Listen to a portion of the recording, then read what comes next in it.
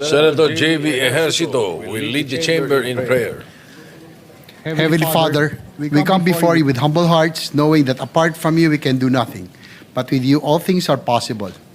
Thank you for the gift of service and the opportunity to work for the good of our people. As we face the important task of deliberating the 2026 national budget in the plenary, grant us wisdom, clarity, and compassion. May every decision we make serve the best interests of our nation, especially the poor and the vulnerable.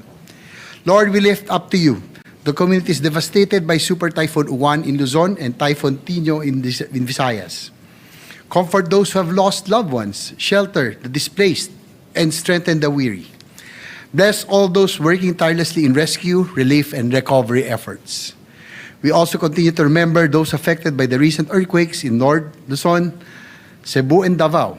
May your healing presence restore what has been broken and bring hope to those in despair. Bless our beloved Philippines. Keep us steadfast in purpose, united in compassion, and faithful in service so that the work of our hands may lead to lasting peace and progress for all. All these we ask in Jesus' name. Amen. Amen. Session is suspended.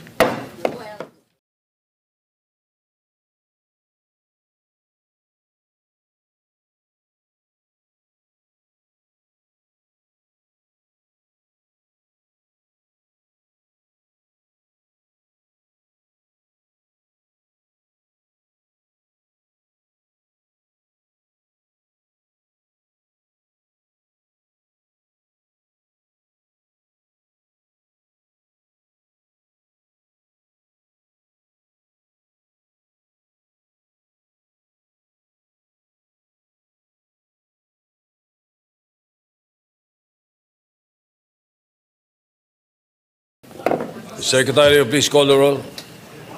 Roll call of members. The Honorable Senator Aquino, Senator Cayetano Alan, Senator Cayetano Pia, Senator De La Rosa, Senator Ejercito, Senator Escudero, Senator Estrada, Senator Gatchalian, Senator Go, Senator Ontiveros, Senator Lacson, Senator Lapid, Senator Legarda, Senator Marcoleta, Senator Marcos, Senator Padilla, Senator Pangilinan, Senator Tulfo Erwin, Senator Tulfo Rafi, Senator Villanueva, Senator Villar Camille, Senator Villar Mark, Senator Zubiri.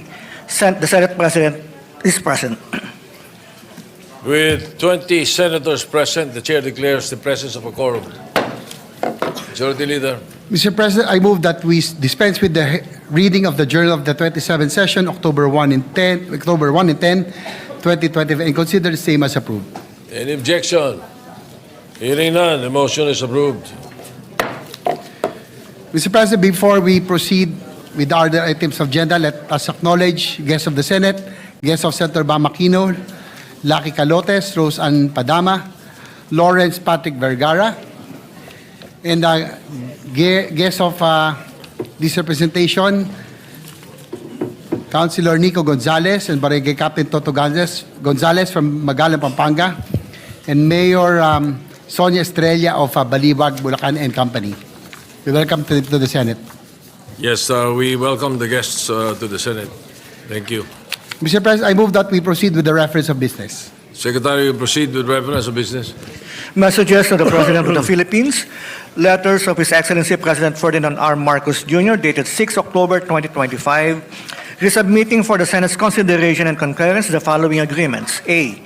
Protocol to amend the Convention on Offenses and certain other acts committed on board aircraft protocol, which was adopted on 4 April 2014 in Montreal, Canada.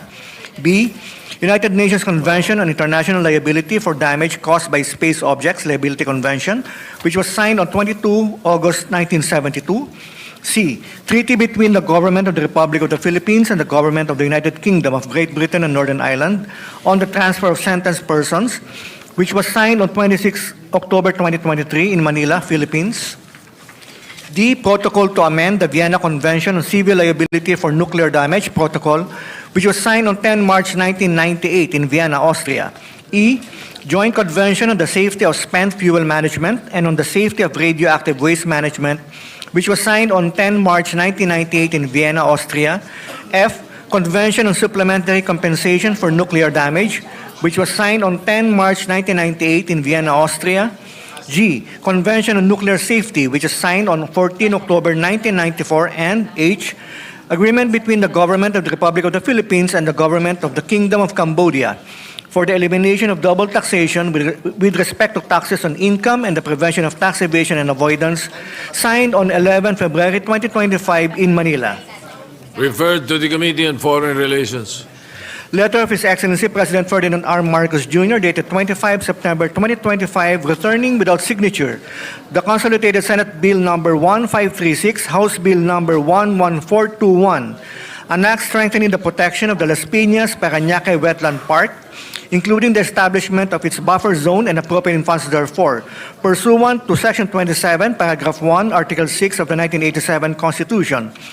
The veto message states, the bill transgresses several constitutional provisions, such as the right to due process and non-impairment of contracts under Article 3, Sections 1 and 10 respectively, and the guarantee of autonomy of local government units under Article 10, Section 2.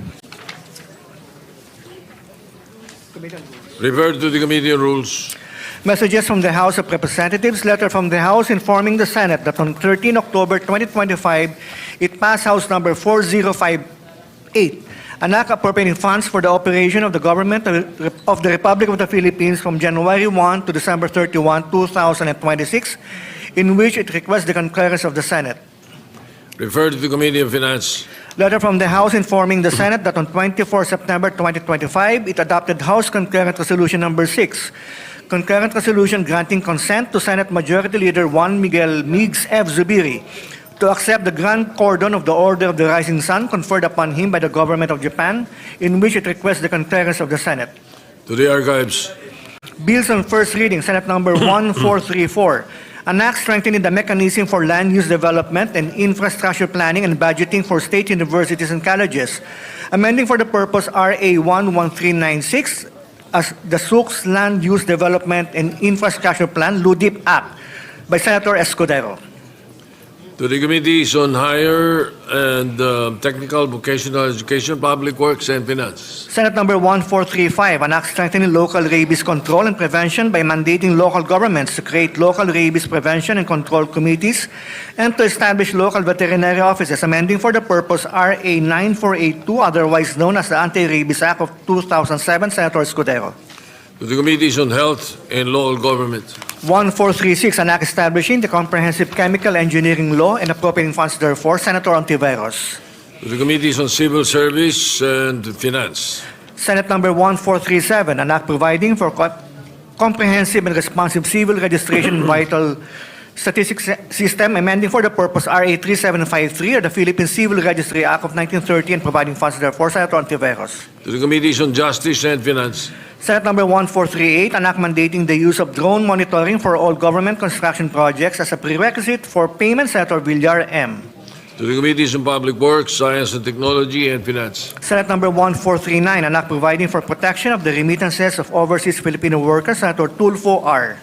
The Committees on Banks and Migrant Workers. Senate number 1440, an act providing the criteria in defining the national heroes of the Philippines, prescribing the guidelines and mechanism for their selection, and for other purposes, Senator Lacson. To the Committees on Culture and Finance. Senate number 1441, the Social Media Fairness and Algorithmic Transparency Act of 2025 by Senator Soto III. To the Committees on Public Information and Science and Technology. Senate number 1442, an act amending Republic Act number 4726, otherwise known as the Condominium Act, Senator Ejercito. To the Committees on Urban Planning and Ways and Means. Senate number 1443, an act institutionalizing special privileges to all women during the period of pregnancy, Senator Soto III. To the Committees on Women and Health. Senate number 1444, an act amending Title 14 of Act number 3815 as amended, otherwise known as the Revised Penal Code, and for other purposes, Senator Soto III. Referred to the Committee on Justice and Human Rights. Senate number 1445, an act institutionalizing the assistance to individuals in crisis situations program of the Department of Social Welfare and Development, providing penalties for the violation of certain unlawful acts and appropriating funds therefore, Senator Tulfo E. To the Committees on Social Justice and Finance. Senate Number 1446, an act declaring a one-month tax holiday exempting compensation income from income tax and other purposes, Senator Tulfo E. To the Committee on Rules. Senate Number 1447, an act providing for the revised charter of the Overseas Filipino Bank, providing funds therefore and for other purposes, Senator De La Rosa. To the Committees on Banks, Migrant Workers, and Finance. We have additional reference of business. You may proceed. Additional reference to business committee reports. Committee report number 6, prepared and submitted jointly by the Committees on Basic Education, Local Government and Finance on Senate number 1482, with Senators Aquino, Marcos, Villar C, Tulfo R, Legarda, Villanueva, Estrada, and Gatchalian as authors. An act establishing the Classroom Building Acceleration Program under the Department of Education, authorizing local government units and civil society organizations to undertake classroom construction projects, recommending its approval in substitution of Senate number 121, sponsor Senator Aquino. To the calendar for ordinary business. Committee report number 7, prepared and submitted jointly by the Committees on Higher, Technical and Vocational Education, Basic Education and Finance on Senate number 1483, with Senators Cayetano A.P., Cayetano P., Escudero, Villanueva, Legarda, Ontiveros, and Aquino as authors. An act extending the duration of the Second Congressional Commission on Education, amending for the purpose Republic Act number 11899, otherwise known as the Second Congressional Commission on Education, EDCOM II Act, recommending its approval in substitution of Senate numbers 103, 529, and 1418, sponsor Senator Legarda. To the calendar for ordinary business. Majority Leader. Mr.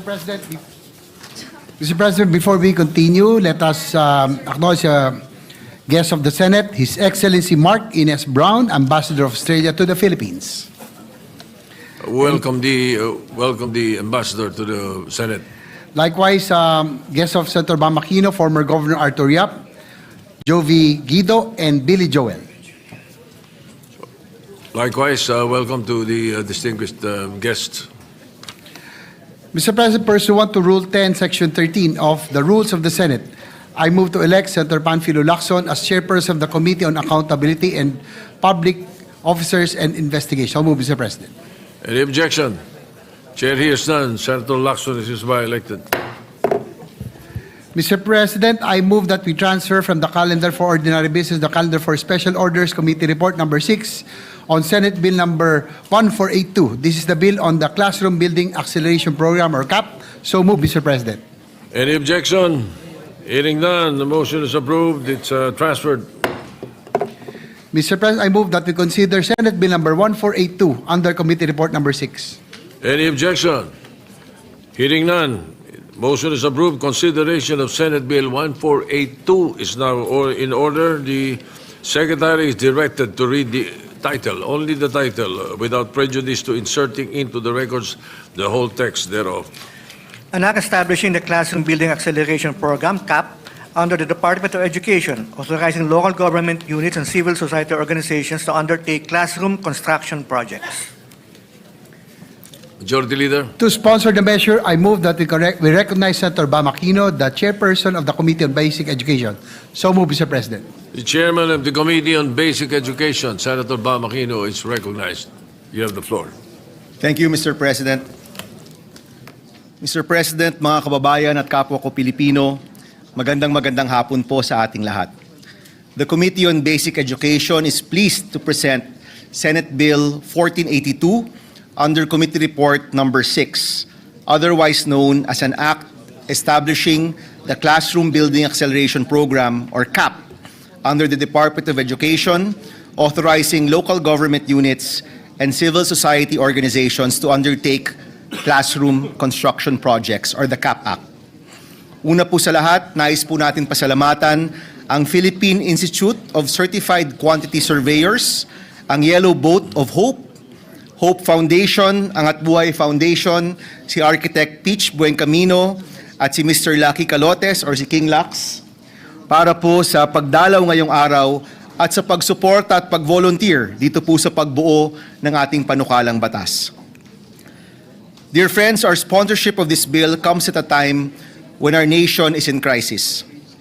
Naibulatlat po ang issue ng maling paggamit ng flood control budget dito po sa Senado at sa Kongreso at nailantad po sa ating lahat ang karumal-dumal na korupsyon sa ating gobyerno. Pero nais po nating ipaalala na may isa pang krisis sa ating bansa. 2 months ago, nagtalumpati po tayo tungkol sa EDCOM report at ang nakalagay po doon na 165,000 na kulang na silid-aralan sa ating bansa. Noong Oktubre, nalaman po natin sa DPWH hearing na 22 pa lang ang naitatayo ng national government. Kahit po si Secretary Dizon na bago pa lang sa DPWH, nagulat, napasigaw, totoo ba to? Ang nakaplano po ng DPWH for this year ay 1,700 classrooms. And up to October of 2025, 22 pa lang po ang nabuo po nila. Pero kahit naitayo po nila ang buong 1,700 classrooms, kita naman po natin, kulang na kulang pa rin yan pagdating sa national gap po natin. Sinabi ko na po dati na ang hinala po natin, mas malaki pa talaga ang kulang. Meron pa pong mga classroom na overcrowded at nag-shifting. Meron pong mga sira-sira. Meron pong nakondena. At alam din po natin na lalaki at lalaki ang gap na ito kung hindi po natin aaksyonan.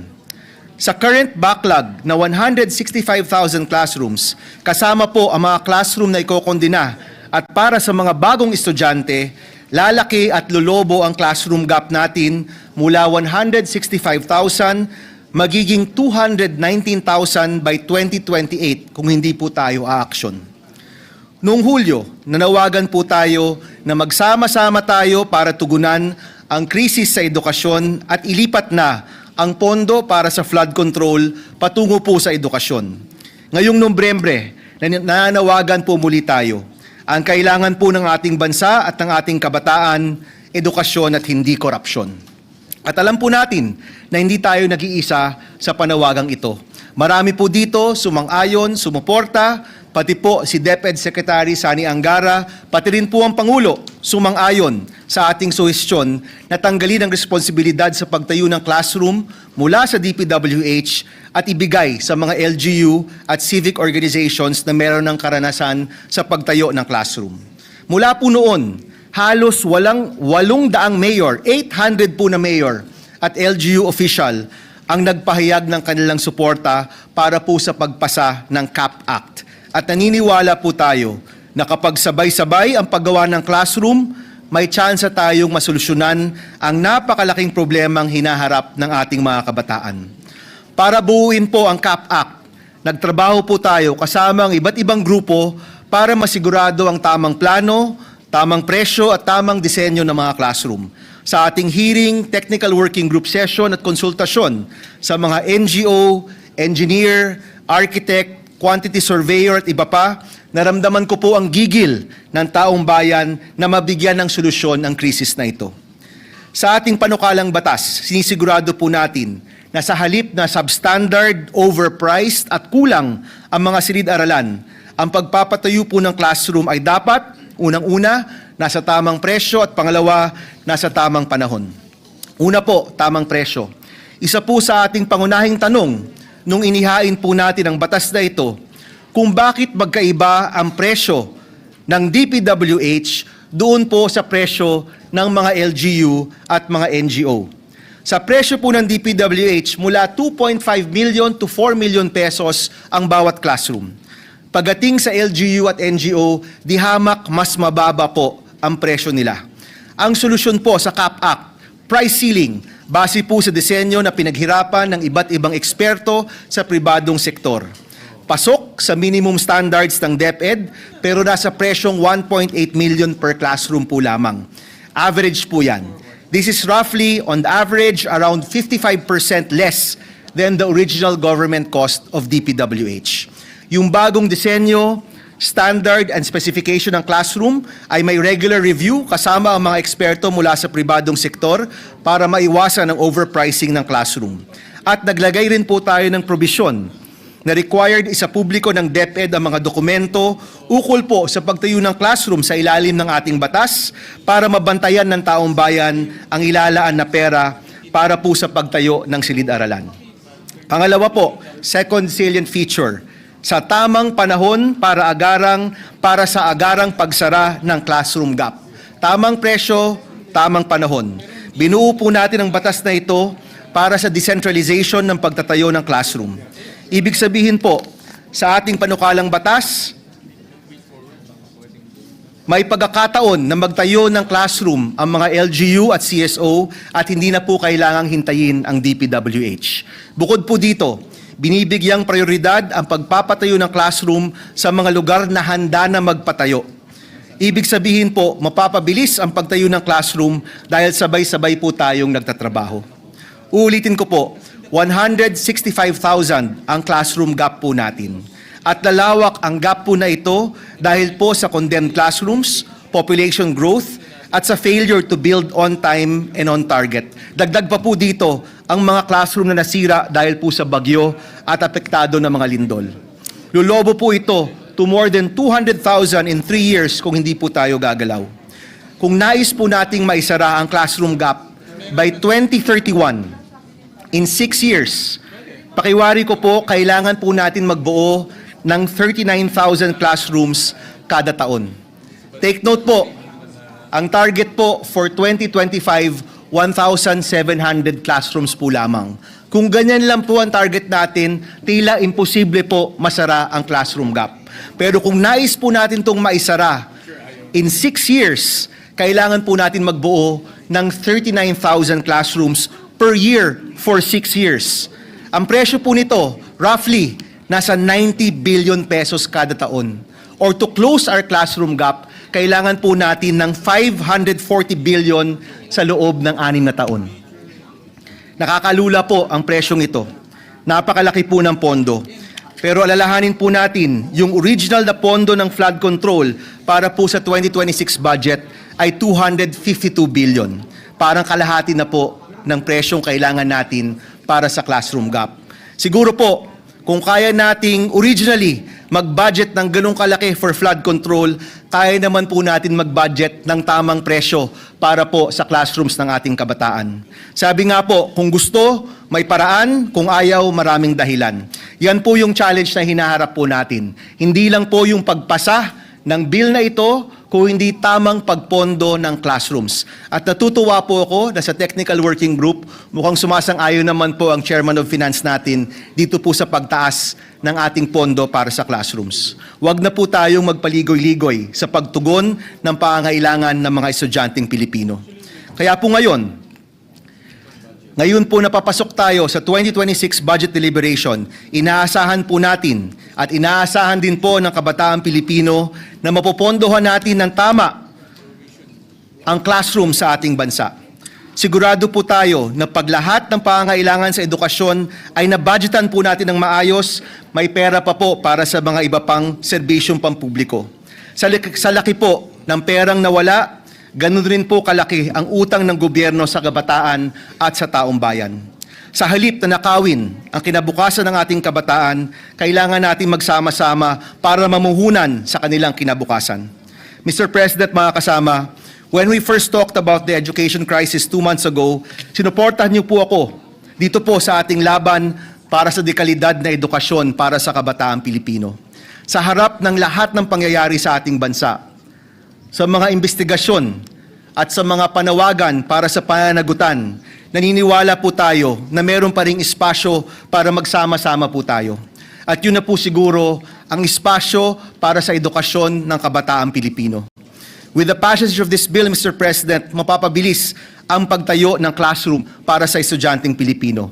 Sa halip na dekada bago mapunuan ang classroom gap, kung aaksyon po tayo ngayon, inaasahan ko po na masasara natin ang classroom gap bago pa po gumraduate ang nasa grade 1 ngayon. Ito po yung hangad natin. Estudyanteng nakaupo sa silya, hindi po sa sahig. Paaralan na iisa lang ang shift, hindi po 3. Silid-aralan na matibay at maayos, hindi po kondenado. Ang hangad po natin para sa estudyanteng Pilipino, silid-aralan na huhubog ng mga galing, pangarap at pagkabayani ng kabataang Pilipino. May utang po tayo sa kabataang Pilipino, Mr. President. Huwag po nating hayaang lumaki pa ito. Maraming salamat po sa inyong lahat. Thank you, Mr. President. Thank you. Senator Aquino, Majority Leader. Mr. President, next to co-sponsor the measure is Senator Francis Kiko Pangilinan. I move that he be recognized. Senator Francis Pangilinan is recognized. Thank you, Mr. President. Thank you, distinguished Majority Leader. Distinguished colleagues, I rise today to co-sponsor Senate Bill number 1482, the Classroom Building Acceleration Program of our esteemed colleague, Senator Bam Aquino. Sunod-sunod, kaliwat kanan ang mga lindol at bagyo. Winasak ang maraming silid-aralan sa iba't ibang bahagi ng ating bansa. Malinaw na malinaw, kailangang apurahin ang muling pagpapatayo at pagpapalawak ng ating public education infrastructure. Sa maraming bahagi ng Luzon at Visayas, dahil sa nakaraang malakas na bagyo, nadurog ang simbolo ng pag-asa at pagkatuto ang ating mga silid-aralan. Noong bagyong Tino, mahigit 2,000 silid-aralan ang tinamaan at halos 400 ang ganap na nawasak. Libo-libong mga mag-aaral ang nag-aaral ngayon sa mga pansamantalang silungan. Sa gitna ng kaguluhan at kawalan ng katiyakan, ang mga guro naman araw-araw nagpupumilit lumikha ng isang ligtas na kanlungan para sa kanilang mga mag-aaral. Pero hindi nagsisimula ang krisis sa kalamidad. Mas pinalala ito dahil bago pa man nung bagyo at lindol, isiniwalat na ng EDCOM 2 ang malinaw at kagimbal-gimbal na detalye. Bago pa man ang mga sakunang ito, 165,000 ang mga silid-aralan na backlog sa ating mga classroom. Sa nakaraang pagdinig ng budget ng DPWH dito sa ating dito sa Senado, nabanggit na 22 classrooms lamang ang napatayo ngayong 2025. Hindi ito simpleng mga numero. Mga bata itong gustong-gustong mag-aral kahit siksikan sa klase o 3 sa isang mesa, kahit marami sa kanila ay tinatawag na I-learners, kahit na sa ilalim ng puno ng saging o kaya puno ng mangga sila nagkaklase. Totoo pa rin ito. Ipinagkakait ang mga pasilidad sa edukasyon. Sabi nga sa ulat ng EDCOM 2, naghihingalo ang ating sistema ng edukasyon, ang ating mga anak, ang ating kinabukasan. Pagkatapos ng lindol sa Cebu, kamakailan, meron isang batang nagtanong tungkol sa nasira niyang paaralan. Paano po kaya kami matututo kung wala na kaming silid-aralan? Ngayon, habang tinatalakay natin ang Classroom Building Acceleration Program, iaalay natin ang pagtalakay na ito sa mga bata, sa mga guro, mga magulang, mga pusong umaasa na ang ating mga magiging desisyon ay magbubukas ng mas maaliwalas na kinabukasan.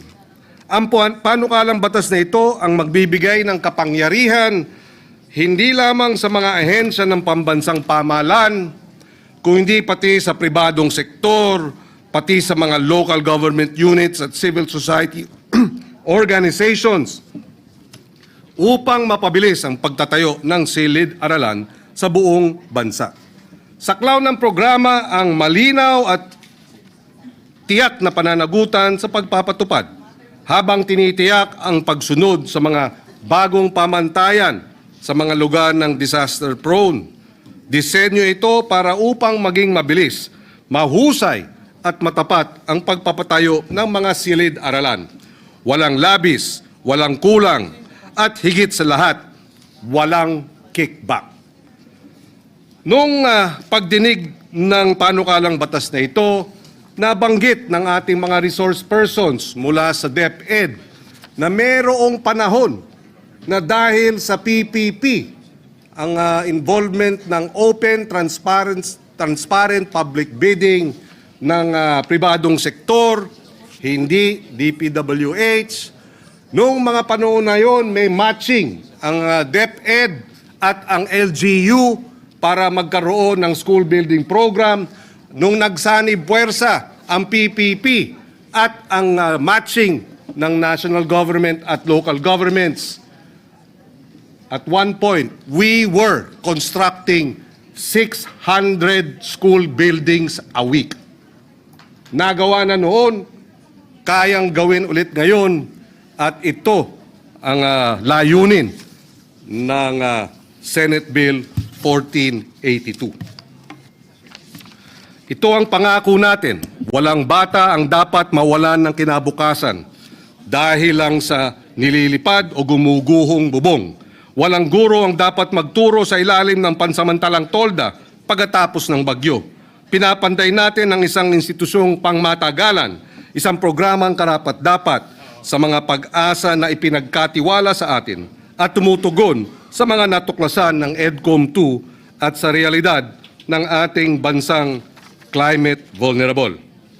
In closing, Mr. President, dear colleagues, the future of education, the strength of our communities, and the dignity of the Filipino learner all depend on what we do next. Let us support the Classroom Building Acceleration Program. Let us build 600 to 1,000 classrooms every week and help us rebuild with urgency, creativity, and compassion. Salamat po. Thank you. Majority Leader. Mr. President, next to co-sponsor the measure is Senator Christopher Lawrence Bongo. I move that he be recognized. Senator Christopher Bongo is recognized. Mr. President, esteemed colleagues, I rise before this August chamber to co-sponsor the proposed measure, Senate Bill number 1482, or the Classroom Building Acceleration Program Act. As the chairperson of the Senate Committee on Youth, I share the same vision of empowering the next generation through education.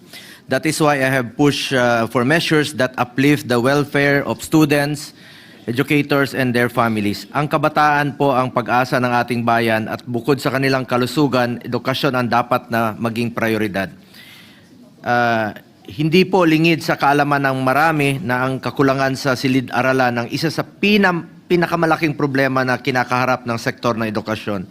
For the year 2023, EDCOM 2 reported that there is an existing backlog of 165,000 classrooms nationwide, which greatly affects the learning outcomes of our young Filipino learners. Kahit saan po ako pumunta sa magkabilang sulok ng Pilipinas, pag baba ko dun sa mga eskwelahan, ang nilalapit ng mga teachers o mga principals ay kakulangan talaga ng classroom at pinapakita nila yung mga sira-sira na nilang mga classroom. Nakakalungkot pong isipin na nasasayang po ang pondo para sa mga flood control projects. Sana po inilaan na lamang po ito sa sektor ng kalusugan at kaya po dito sa sektor ng edukasyon para makapagpatayo tayo ng silid-aralan or classrooms. Sa 1.2 trillion na budget para sa flood control mula 2022 hanggang 2025, aabot sa 300,000 to 600,000 classrooms. Sana ang naipatayo or 60,000 evacuation centers. Batas na po ito through Ligtas Pinoy Centers Act, or 80,000 health centers, or even 800 tertiary hospitals ang pwedeng may papatayo sa mga pondong ito. This proposed measure stays true to the state's constitutional mandate to provide quality education to each and every Filipino learner. Dapat lamang po na magkaisa ang iba't ibang sektor ng ating lipunan upang mapunan ang kakulangan ng silid-aralan ng ating bansa. With this bill, the participation of different vital sectors of our society will be encouraged, thereby strengthening the partnership between the national government, local government units, private sectors, and civil society groups. Malaking tulong po dito yung LGU dahil mas alam nila ang kakulangan ng classrooms po sa mga lugar nila.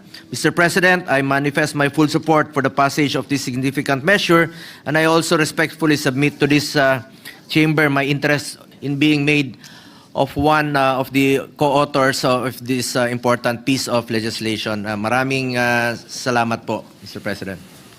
Majority Leader.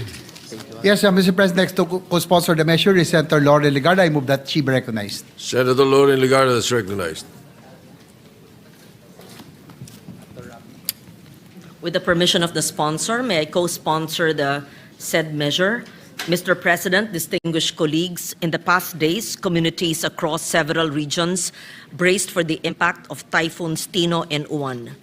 Preliminary reports by the Department of Education indicate that at least 312 schools in Bicol, Calabarzon, and the Cordillera Administrative Region sustained significant damage. When the waters recede and families return, many students in affected areas will find their classrooms flooded, compromised, or no longer structurally sound. This is not an isolated event. It reflects a long-standing structural problem. The national classroom backlog remains large and persistent, accumulated over decades of population growth, recurrent disaster exposure, natural deterioration of school buildings, and uneven quality and capacity in infrastructure delivery. Why does this matter? Because learning is shaped not only by curriculum and instruction, but also by the physical environment in which the school day unfolds. Classroom conditions such as adequate space, ventilation, lighting, noise reduction, and safety directly influence attention, comprehension, and readiness to learn. When a child spends the day in a room that is overcrowded, poorly ventilated, or unsafe, we are asking that child to learn while managing discomfort and anxiety. The burden shifts from learning to coping. The Classroom Building Acceleration Program responds to this reality by improving how we deliver classrooms at scale. The bill allows capable local governments and qualified civil society organizations to implement classroom construction using national funds, provided that all projects meet the DepEd's minimum performance standards and specifications, including climate resilience, digital connectivity, and adequate water and sanitation facilities. A program management office within DepEd will review proposals, ensure technical quality, and maintain transparency throughout procurement and implementation. This approach advances several urgent national objectives: education recovery, reduction of learning loss, equitable access for underserved communities, and infrastructure planning that is responsive to evolving environmental and community conditions. It ensures that the classrooms we build are not only numerous, but also structurally sound, context appropriate, and suited for the climate future we already live in. I thank the sponsor for this measure, Senator Bam Aquino, for championing this measure. And at the appropriate time, I would like to learn more about the cost of classrooms, which was flashed on screen, and know about the NEP and GAB provision for classrooms and the backlog to date, and how the measure, assuming we pass it before the December break, could be applied and reduce the backlog for 2026. At the same time, I would like to know, just in advance, to inform the sponsor, I will be asking about how the divisions or the allocation for classrooms in every region, province, and district is allocated based on the NEP, seeing the lack of equitable distribution and the lack of parity, having reviewed the NEP revised and the GAB for 2026. Thank you, Mr. President. You have the figures. Oh, ano daw yun? Unfailing. Teka, sandali. Mr. President, Majority Leader, next to co-sponsor the measure is Senator Robin Hood Padilla. I move that he be recognized. Senator Robin Hood Padilla is recognized. Maraming salamat po, Ginoong Pangulo, at sa ating pinunong mayorya. A'udhu billahi minash shaitanir rajim, bismillahirrahmanirrahim. Mga mahal kong kasama, Ginoong Pangulo, ang aking pagbisita sa mga paaralan mula Tawi-Tawi hanggang Apare, paulit-ulit ko pong nakikita ang kakulangan sa silid-aralan. Mga batang nagsisiksikan, mga tumutulong kesame, at mga pasilyong ginawa ng classrooms dahil sa kakulangan ng espasyo. Kaya naman po tumatayo ako ngayon upang buong dangal na i-co-sponsor ang Classroom Building Acceleration Program na isinusulong ng aking kapatid sa paglilingkod, Senador Bam Aquino. Mga mahal kong kababayan, meron pong mga pagkakataon na kahit magkaiba ang kulay sa politika, ay nagkakaisa po para sa isang adhikaing makatutulong sa ating mga kababayan, lalong-lalo na po sa ating mga kabataang Pilipino. Batid naman po nating lahat sa maraming pagkakataon na tayo po ay sinakop ng mga dayuhan o ng anumang adhikain o ng anumang religion, pinakamahalaga po at unang-una na dinadala nila ay edukasyon. Sapagkat ito po yung pinaka matinding pangangailangan upang magkaroon ng pagkakaintindihan. Kaya po, hinihingi ko po sa aking mga kasama na suportahan po natin ang panukala na ito ng aking kaibigan na si Senador Bam Aquino upang ang atin pong kabataan ay makasabay. Huwag pong maiwan sa takbo ng mundo, sa pagalingan. Alam naman po natin, hindi po kaila na marami pong mga bansa na makapangyarihan, yaan pong nagsasamantala sa mga katulad natin na bansa. Ang atin pong panlaban ay tamang edukasyon. At yaan po ay pinatunayan mismo ng ating mga bayani. Kung natatandaan po natin nung panahon ni Jose Rizal, ni Dr. Jose Rizal, sa kanyang mga huling araw sa dapitan, ang kanya pong pinalakas ay ang pagbibigay edukasyon sa kabataan. Nagbigay po siya ng silid-aralan doon mismo sa dapitan. Kaya maihahambing ko po ang panukala na ito kay Dr. Jose Rizal. Ngunit, meron po tayong backlog. 165,000 classrooms. Sabi nga po ng ating kasama din, ni Senator Kiko Pangilinan, kailangan linggo-linggo po may gawing tayong classroom. Sapagkat meron pong nabanggit na 22 classrooms lang ang nagawa itong taon na ito. Na ang target po ay 1,700. Ibig pong sabihin, kailangan natin ng 55 years para abutan po natin yung 1,700. Pero bago po natin magawa yon, lolo na po yung mga bata. May mga apo na po sila. Kaya sana po, akin pong hinihingi, suportahan natin ito sapagkat kung edukasyon ng susi sa ating kinabukasan, patuloy tayong makukulong sa problema ng kasalukuyan dahil sa kakulangan at kawalan ng maayos na silid-aralan. Naniniwala po ako na ang CAP-AC ay tunay na makapagbibigay ng solusyon sa suliraning ito.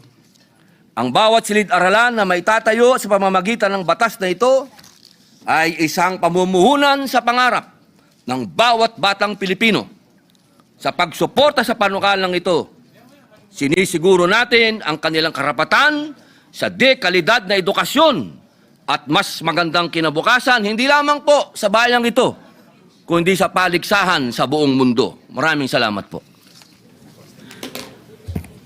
Before we continue, Majority Leader, the Senator Jingo Estrada is recognized. Thank you, Mr. President. Mr. President, I have just received a very, very sad information that our former colleague, former Senate President Juan Ponce Enrile, is currently in the intensive care unit of an undisclosed hospital suffering from pneumonia. And I heard from a reliable source, a very, very reliable source, that he has slim chances of surviving. And I hope all of us here present can have a short prayer to be led by Senator Joel Villanueva, if it's possible, Mr. President. Senator Joel Villanueva is recognized.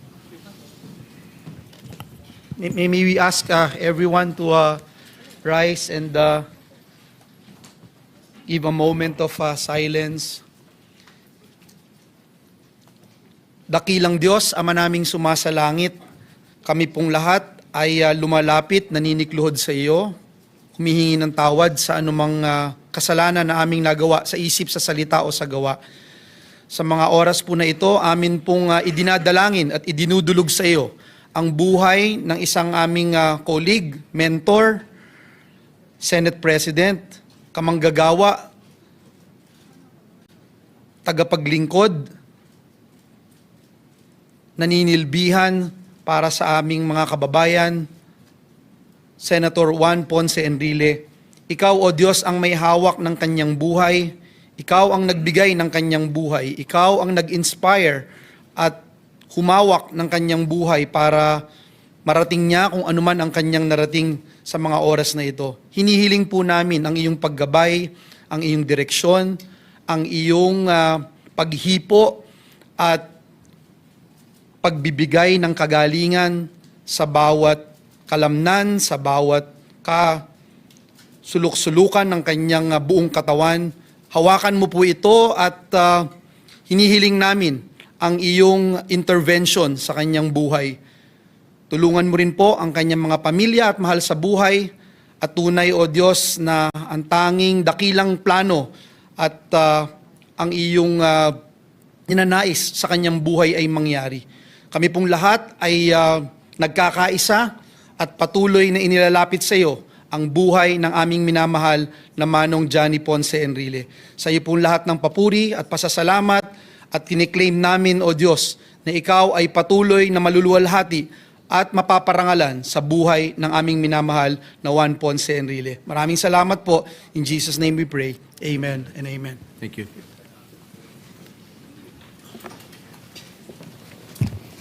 Majority Leader. Yes, Mr. President, next to co-sponsor the measure is Senator Raffy Tulfo. I move that he be recognized. Senator Raffy Tulfo is recognized.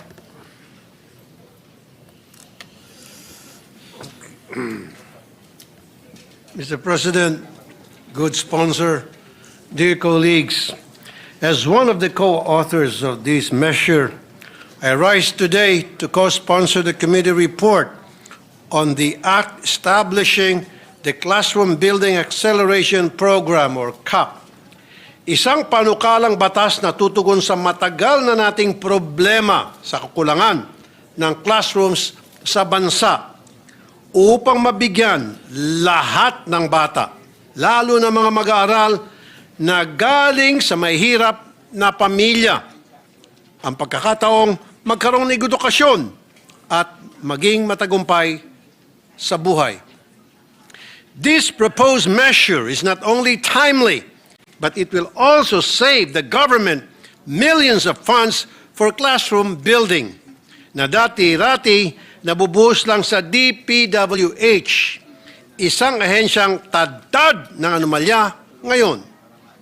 By providing an alternative mechanism that is more responsive and cost-efficient, and by forging credible partnerships between local government units or LGUs and private sector entities, mas mapapabilis na po ang pagpapatayo ng classrooms at makakasigurong mapupunta sa tama ang pondong nakalaan para rito. We have a backlog of almost 165,000 classrooms at base sa mga datos na isinumite sa atin, kakailanganan natin ng almost 15 years, 15 taon po yan, isang dekada at kalahati, upang matugunan ang problema sa classroom shortage. Ang masaklap, sa nakaraang taong 2024, nasa 3,181 classrooms lamang ang nakumpleto. Sa makatuwid, at the rate we're going, we will need at least 50 years to hit our target. Now is the time to change the system and approach the problem differently in a manner that is more realistic, cost-efficient, and reliable. Ngayon pa lang, tinatalang 3,260 classrooms ang nagtamo ng iba't ibang antas ng pinsala dahil sa bagyong Tino. Ayon yan po sa DepEd. At noong linggo, dahil sa bugso ng bagyong Uwan, DepEd reported that in Bicol and Calabar Zone alone, 1,182 classrooms were partially damaged, 366 heavily damaged, and 261 were totally destroyed. Habang tayo ay dinadaanan ng mga bagyo buwan-buwan, patuloy din na nadadagdagan ang datos sa classroom shortage. Kung hindi tayo gumalaw ng mabilis, maaaring hindi makapag-aral na maayos sa isang taon ang karamihan sa ating learners. In response to this situation, it is noteworthy to highlight Section 5, Paragraph D of the proposed measure.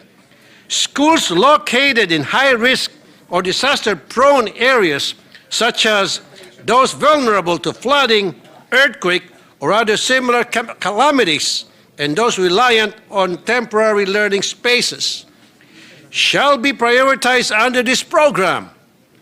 Isa lamang ito sa mga magagandang probisyon ng panukalang batas na mabibigyan solusyon sa problema ng classrooms sa panahon ng kalamidad.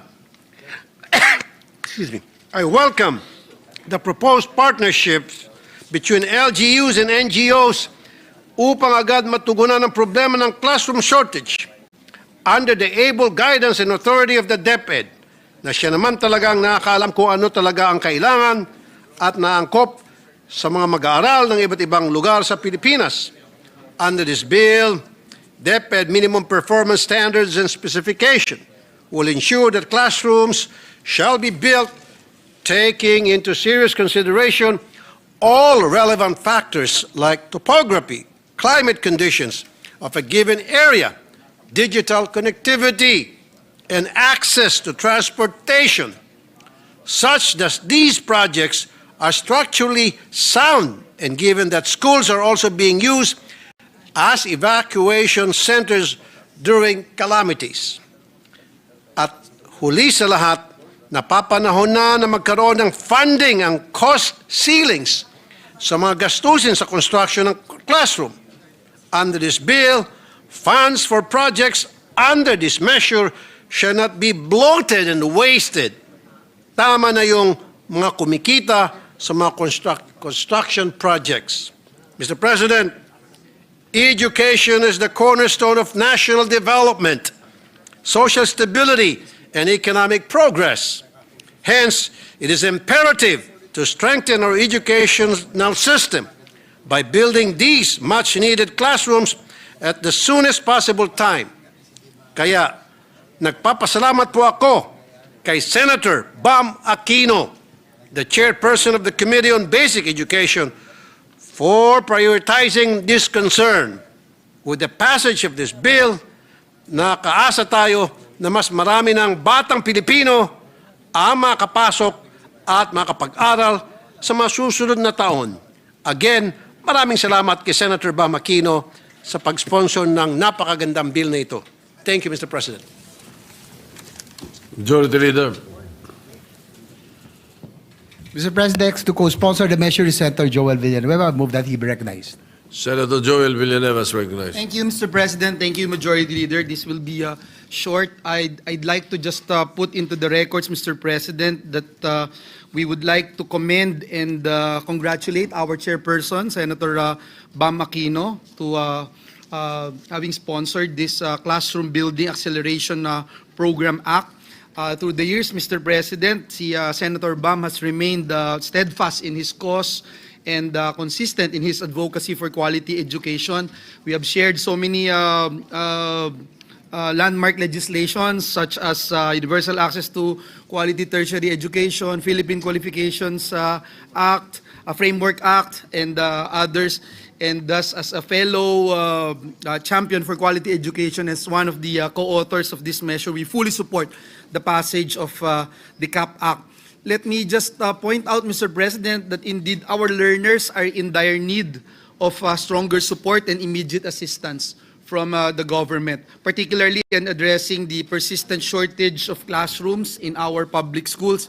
I remember, Mr. President, when we were told that there's only about 1,700 classrooms na target for the year 2025, naliitan po tayo. Pero nung marinig natin kay Secretary Vince na 22 lamang yung silid-aralan, talagang mas lalo po tayong nanlumo.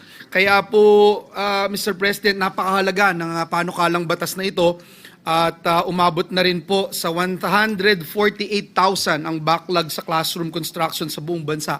Ito po ay malinaw, Ginoong Pangulo, na patunay na marami pa po tayong kailangang gawin upang tugunan ang kakulangan sa pasilidad ng ating mga paaralan. Sa pamamagitan po ng panukalang ito, ipinapakita natin ang ating pagtutok at pagmamalasakit sa kinabukasan ng ating kabataan. Umaasa po tayo na sa bisa ng CAP-Act, tuluyan ng maiibsan ang backlog sa pagpapatayo ng mga silid-aralan at mapapabilis ang implementasyon ng mga proyektong pang-edukasyon sa buong bansa. Moreover, Mr. President, through this measure, we also aim to support the vision and pledge of the President, President Bongbong Marcos, to complete the construction of 40,000 classrooms before the end of his term. And we pray, Mr. President, na ang mga colleagues po natin ay masuportahan po ang immediate passage of this act to give every Filipino learner a safe, conducive, and dignified space to learn and grow. Maraming salamat, Ginoong Pangulo, and may God bless us all. Majority Leader. Yes, Mr. President, next to co-sponsor the measure, Senator Pia Cayetano. I move that she be recognized. Senator Pia Cayetano is recognized.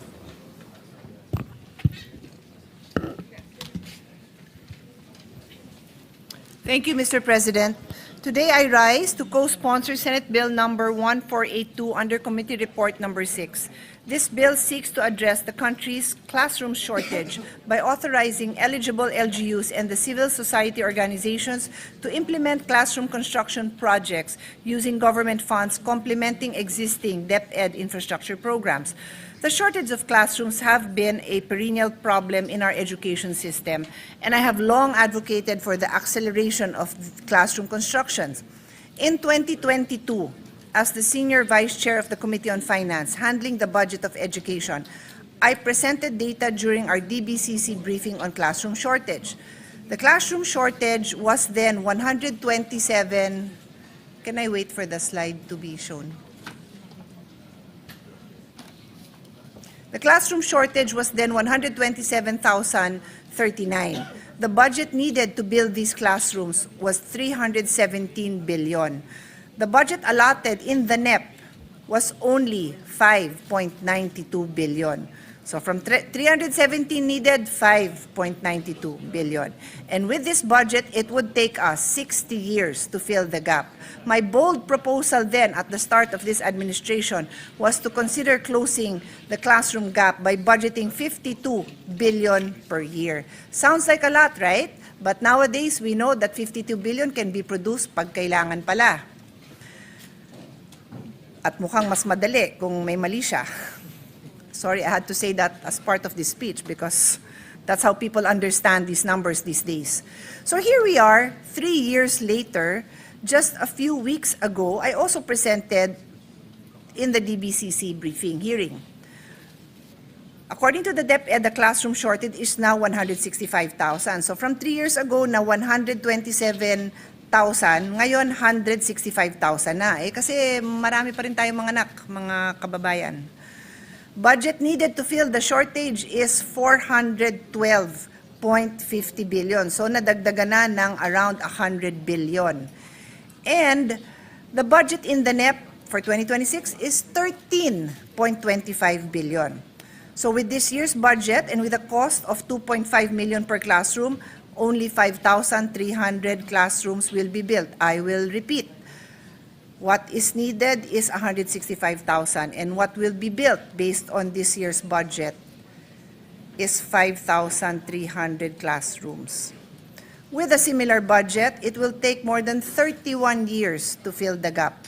This shortage means that millions of Filipino students continue to study in congested, makeshift, or unsafe learning conditions that hinder learning outcomes. To repeat, and I just would like to emphasize this, in 2023, the budget for classrooms in the GAA was 15.60 billion. This is the General Appropriations Act. In 2024, it was 24.70 billion, and in 2025, it was 13.25 billion. So barely a sliver of what was needed. As chairperson of the Committee on Sustainable Development Goals, Innovation and Futures Thinking, I foresaw the opportunity the pandemic presented and the shift to online classes. While our students were at home, I proposed that we take advantage of that period and push for school building, repairs, and rehabilitation. However, our studies revealed that there was low utilization of funds by the DPWH, many other problems, including lack of preparation of the land, lack of buildable space in the most congested areas where the classrooms were most needed. These issues continued through the years. It was a missed opportunity, Mr. President, because that would have been the perfect time to address our classroom backlog, an effort that could have significantly reduced the numbers we are grappling with today. As Senior Vice Chairperson of the Committee on Finance that handles the budget of DepEd, that has handled the budget of DepEd for 6 years, our committee was able to assess how we could allocate more resources toward classroom construction. We pushed for the augmentation of the budget for classroom construction, repairs, and rehabilitations.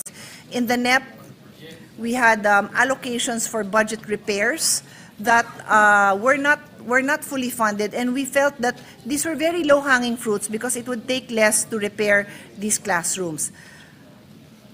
As mentioned earlier, we had consistently pointed out that with the limited budget under the Basic Education Facility Fund, it would take years for this gap to be addressed.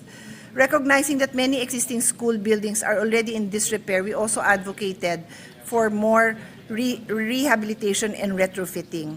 In several budget deliberations, we emphasized the need for climate-resilient school infrastructure, facilities that are safe, inclusive, and conducive to learning for all students. Closing the gap in the classroom shortage helps us achieve the following Sustainable Development Goals, particularly SDG 1, no poverty, SDG 3, good health and well-being, SDG 4, quality education, SDG 6, clean water and sanitation, SDG 8, decent work and economic growth, SDG 9, industry, innovation, infrastructure, SDG 10, reduce inequalities, SDG 11, sustainable cities and communities. By accelerating the classroom construction, we are not only investing in building, we are investing in human capital and in the learning environment that nurtures the next generation. This program must not only fill present gaps, but it must also anticipate the future of learning. That means classrooms designed for blended learning, for energy efficiency, and for climate adaptation, especially in flood or typhoon-prone areas. We'd like to thank our chairperson, Senator Bam Aquino, for prioritizing this bill. Let us make the classroom building acceleration program not just a response to a backlog, but a vision for the future of Philippine education. Thank you, Mr. President. Majority Leader.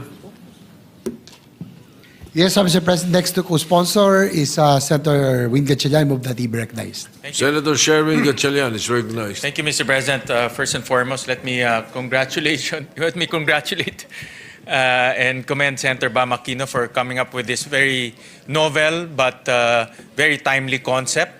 Nasabi ho ni Senator Pia na talagang napakalaki po ang backlog natin sa classrooms. 160,000 ang kailangan natin para mahabol lang yung backlog natin sa classrooms. And that will cost approximately about 400 billion pesos. So kahit na mayroon tayong 400 billion pesos, Mr. President, hindi naman may implement kaagad because of absorptive capacity of the Department of Education. So the CAP program will liberalize the implementation of classrooms in our country, allowing local governments to build classrooms all at the same time. Yun po yung maganda dito. Pwedeng sabay-sabay ho nagko-construct ang mga local government units para sabay-sabay rin natatapos. They can also tap the private sector to build dahil nakita ho natin sa hearing na mas mura ang private sector pagko-construct ng mga classrooms, so we can tap CSO. And we can also come up with innovative modalities such as PPP para pumahabol natin yung 165,000 na backlog natin. So, Mr. President, let me again thank and congratulate our chairman of the Basic Education Committee for coming up with this very timely concept. and a more extensive co-sponsorship speech will be submitted to the body to be inserted into the records, Mr. Chairman. Thank you. Majority Leader. Mr. President, next to co-sponsor the measure is Senator Erwin Tulfo. Senator Erwin Tulfo is recognized.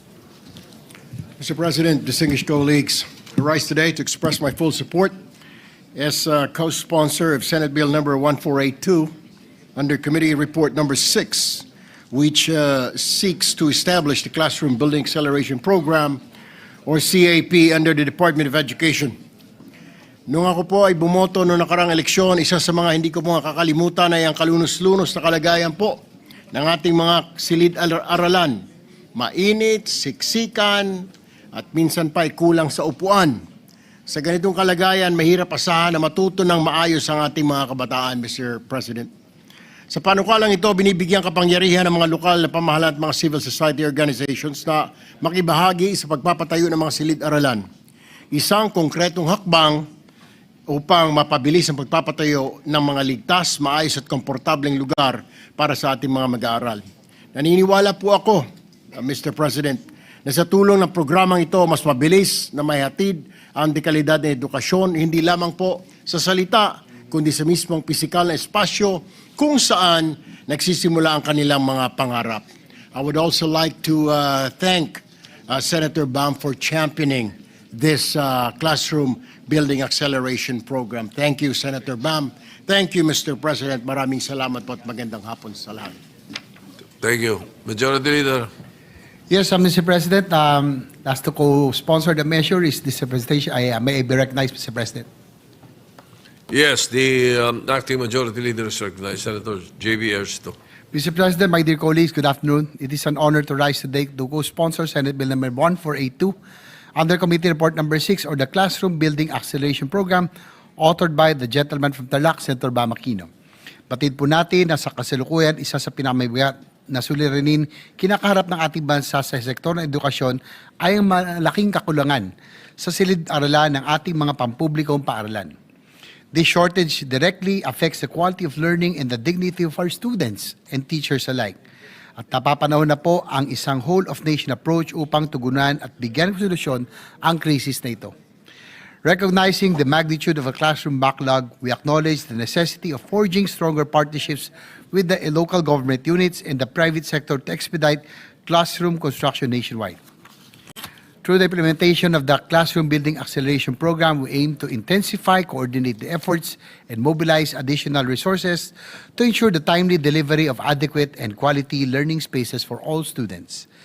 Pinasasalamatan natin si Senator Bam for championing the bill that seeks to address the glaring shortage of classrooms in the country.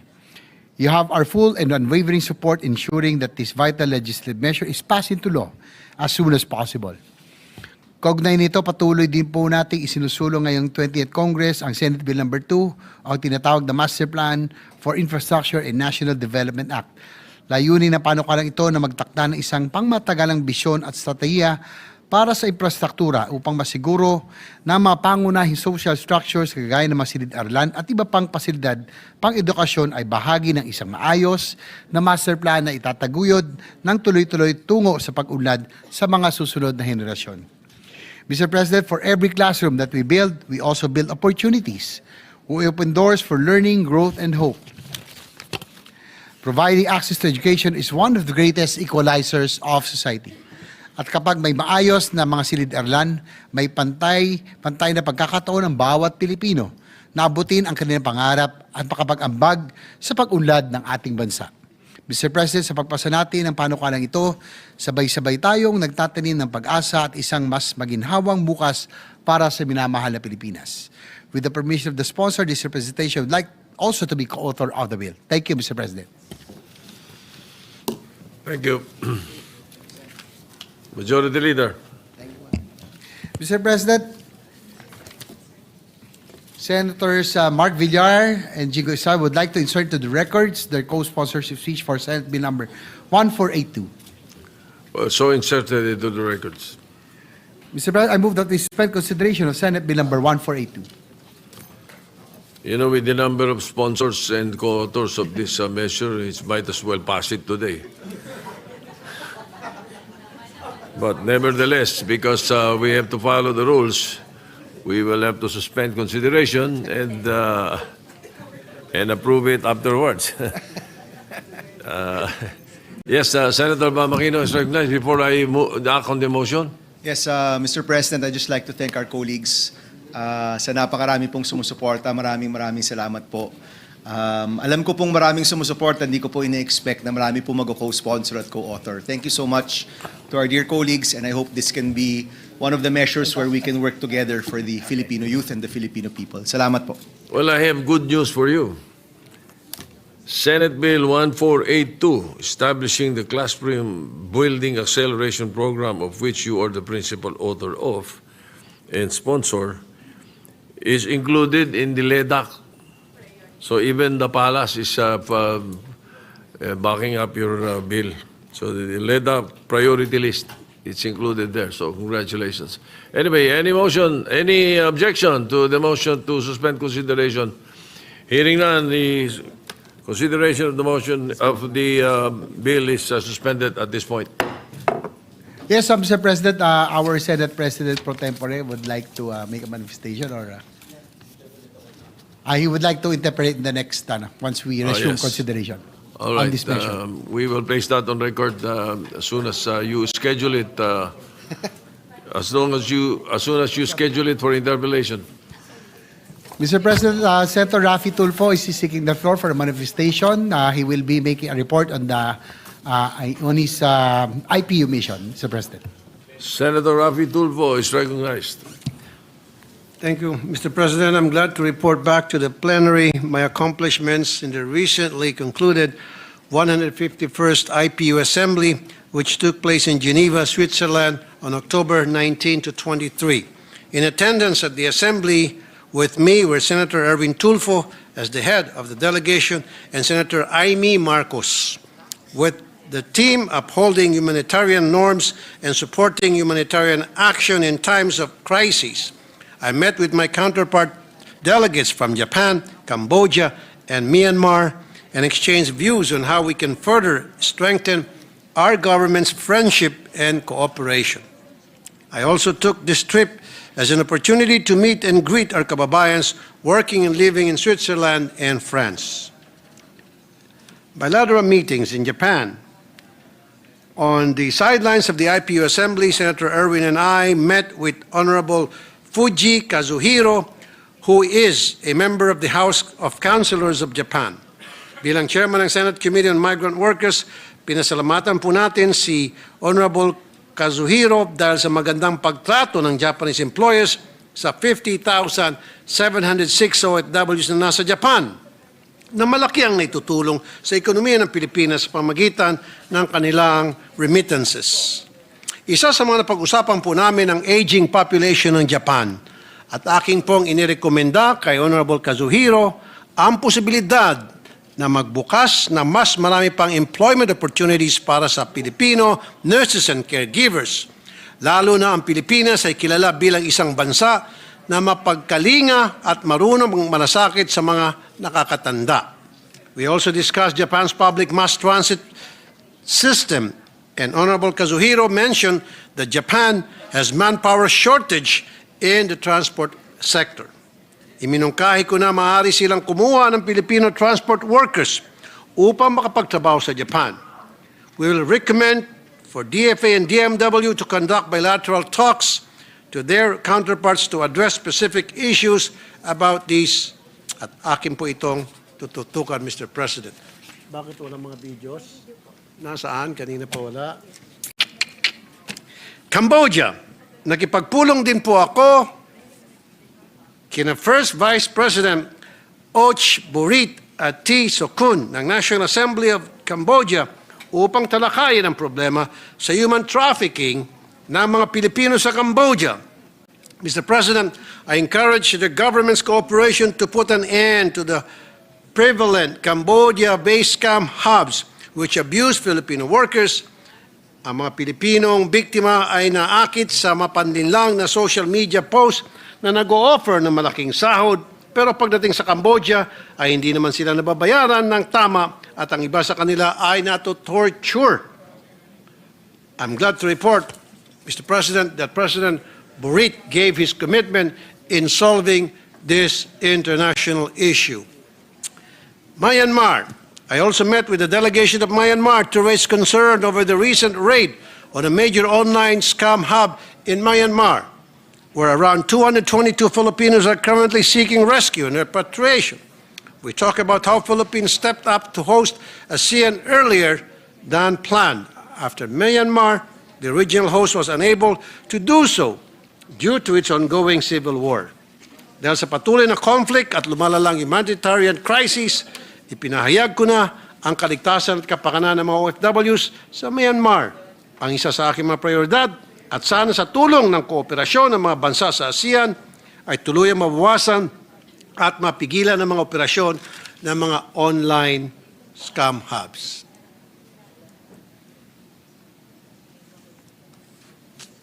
Switzerland.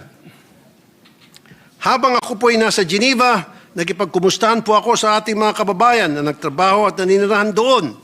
Mr. President, kasama si Sen. Erwin, we held a meet and greet with Filipinos at the Philippine Consulate General Office, all thanks to Ambassador Carlos Soreta. Bukod sa mga problema ang idinulog sa ating mga kababayan doon, ipinadala ko rin sa kanila ang kahalagaan o ipinaalala ko rin sa kanilang kahalagaan ng isinusulong kong Senate Bill number 90 o OFW Financial Education Act na layo mabigyan ng sapat na kaalaman ng mga OFW sa pag-manage ng kanilang pera. Ito ay para rin masiguro na hindi sila malulubog sa utang at may maayos na buhay pagbalik sa Pilipinas pagkatapos mag-retire sa trabaho sa abroad. I can say, Mr. President, that Filipinos in Switzerland are in way better condition than Filipinos working in other countries. Kasi nga po, halimbawa sa Hong Kong, marami po sa mga kababayan natin ang nalulubog sa utang. In fact, tumataas po yung bilang ng suicide sa bansang Hong Kong sapagkat hindi po alam ng mga OFWs natin kung paano nila i-manage ang kanilang finances. Marami sa kanila ang utang ng utang or tili kaya ay ginagamit sila bilang magbabouch sa mga kakilala at ng pagdating ng oras ay yung kakilala nila na kanilang binouch sa utang ay hindi nagbabayad. Doon na po pumapasok yung sila ay nadidepress hanggang sa sila ay gumagawa ng hindi tama against doon sa kanilang sarili. Paris, personal ko rin kinumusta ang ating mga kababayan sa France. Kasama ko si Ambassador Eduardo Jose de Vega at Consul General Noemi Diaz. At bilang Chairman Senate Committee on Migrant Workers, aki binahagi ang aking panukalang batas gaya ng pagtatag ng Migrant Workers Relations Commission, isang special court sa loob ng DMW upang mapabilis ang pagresolba ng mga kaso ng ating mga OFW nang hindi na kailangan dumaan sa mahabang proseso o magsumbong pa sa aking programa. Pagtatag ng OFW Action Center sa bawat probinsya at malalaking lungsod upang lahat ng serbisyo mula pre-deployment hanggang reintegration ay nasa isang lugar na lamang. Pagpapalawak ng OFW Dependent Scholarship Program mula sa dating 5,000 slots ay gagawin nating 10,000 slots upang mas maraming anak ng mga OFW, hindi lamang sa koleyo, kundi pati na rin mula elementarya hanggang high school ang makinabang. Sa Open Forum ay natalakay ang kakulangan ng trabaho sa Pilipinas na siyang pangunahing dahilan kung bakit maraming kababayan natin ang napipilitang mangibang bansa. I shared that this problem is precisely what I'm pushing for, an across-the-board minimum wage for workers in Metro Manila and the provinces. With this, workers across the country will have the access to good job opportunities without the need to migrate elsewhere. That's all, Mr. President. Maraming salamat po. Thank you. Majority Leader. Mr. President, I move that we transfer from the calendar for ordinary business to the calendar for Special Orders Committee Report number 7 on Senate Bill number 1483. This is the bill on the extending the duration of Second Congressional Commission on Education or EDCOM 2. So move, Mr. President. Any objection? Hearing none. Motion is approved. So transferred.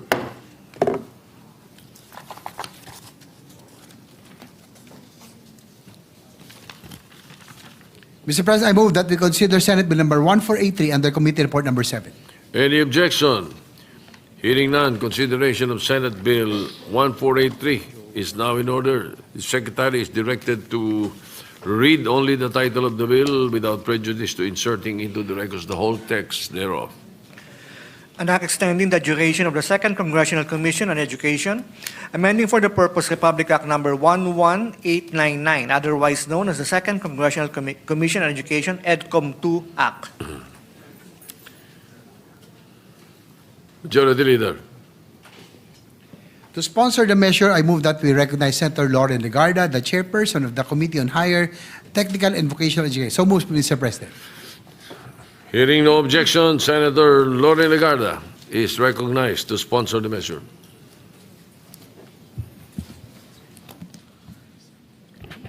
Thank you, Mr. President. Esteemed colleagues, I rise to sponsor Senate Bill number 1483 under Committee Report number 7, which seeks to extend the duration of the Second Congressional Commission on Education, or EDCOM 2, thereby amending Republic Act number 11899.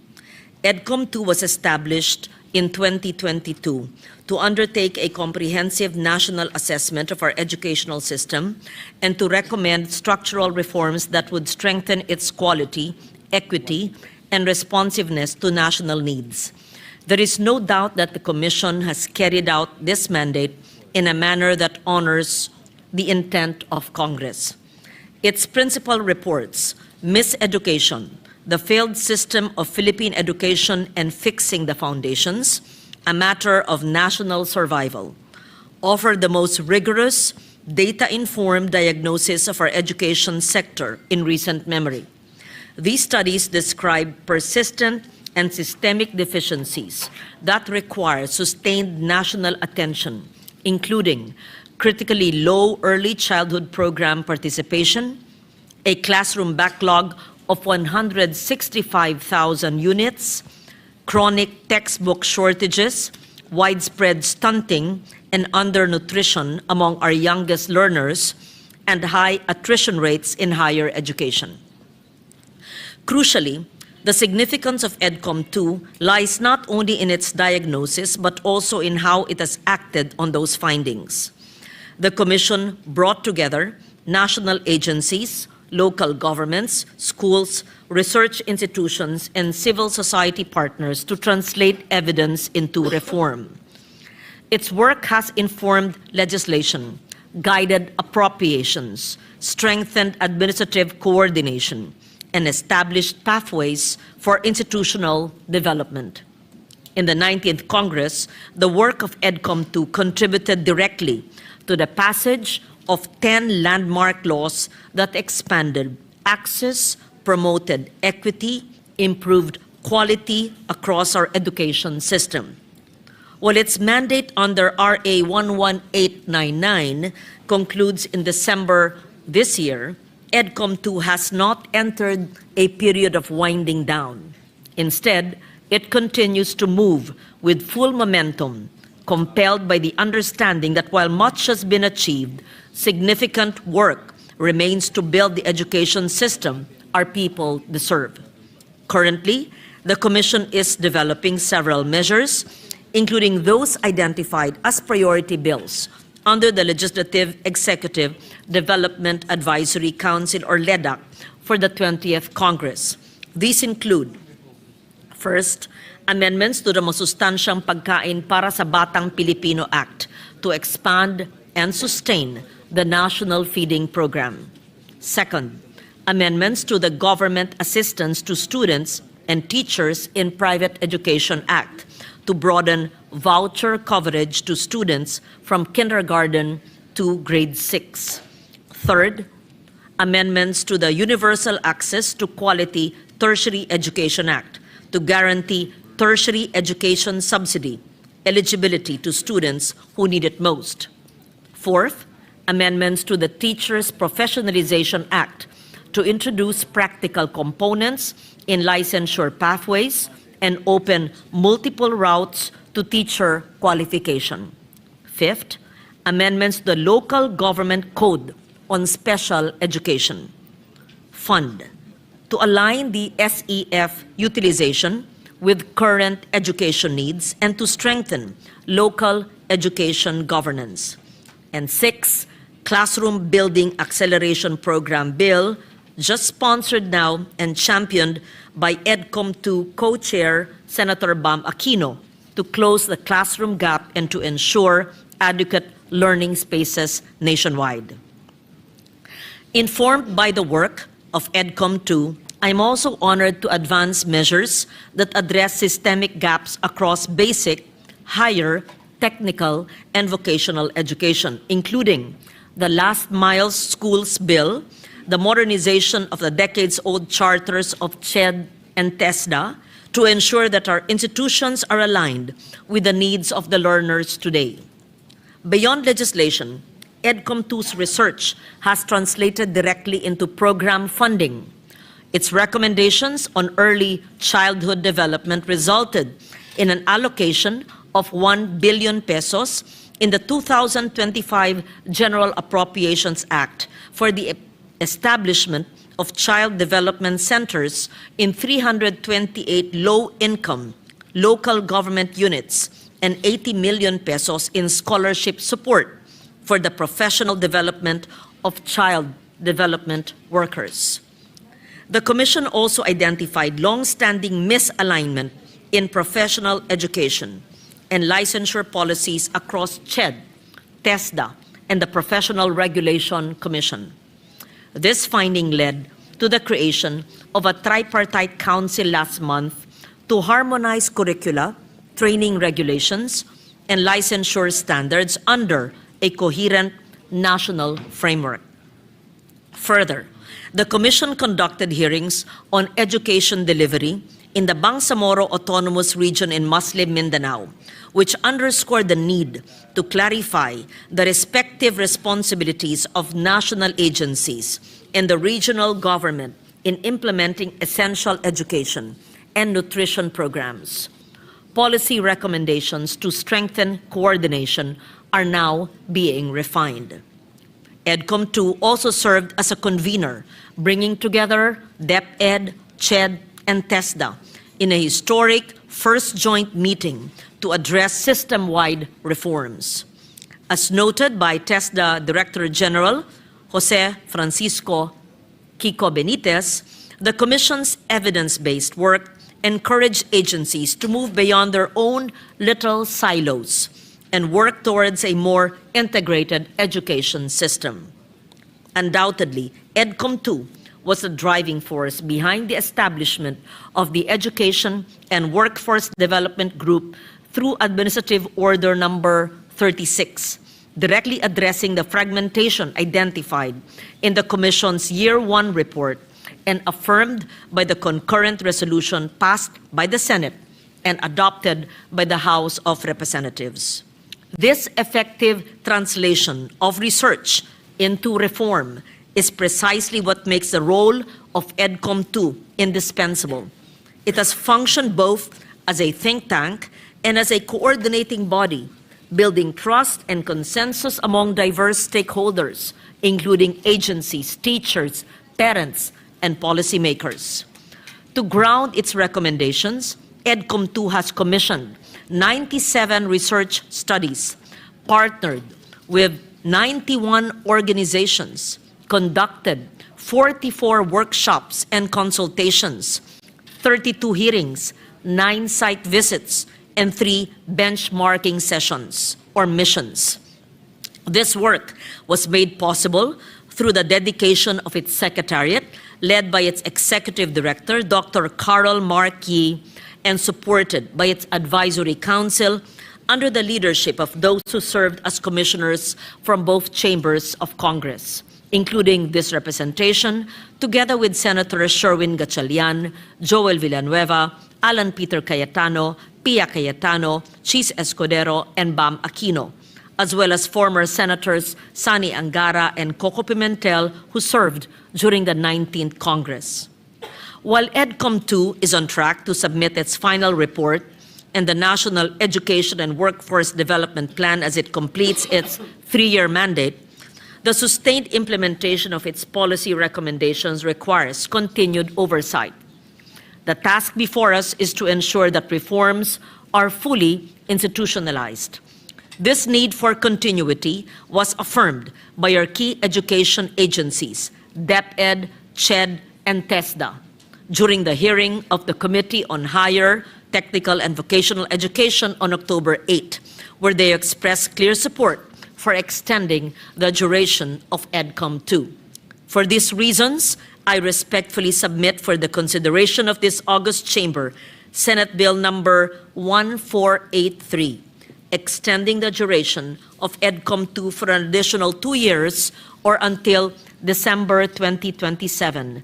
This will provide the necessary time to complete the remaining legislative measures and to ensure the institutionalization of coherent and lasting reform across the system. We are at a moment when progress is within reach.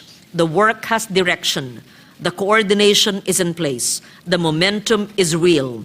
It is only right, Mr. President, that we see it through. Maraming salamat po. Majority Leader. Mr. President, next to co-sponsor the measure, Senator Francis Kiko Pangilinan. I move that he be recognized. Senator Francis Pangilinan is recognized.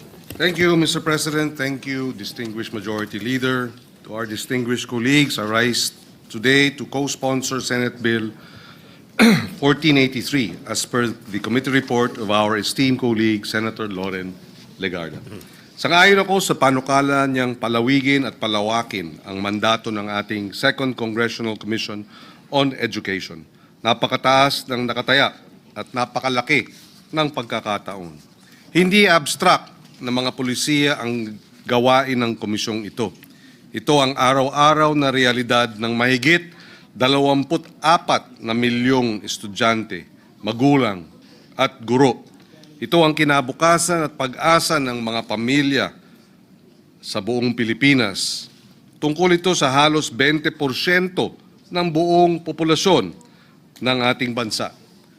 Buhay ng isa sa bawat 5 Pilipino ang huhubugin ng mga pasya sa edukasyon. Hayaan ninyong ibahagi ko ang kwento ni Ginang Castro mula sa Cavite.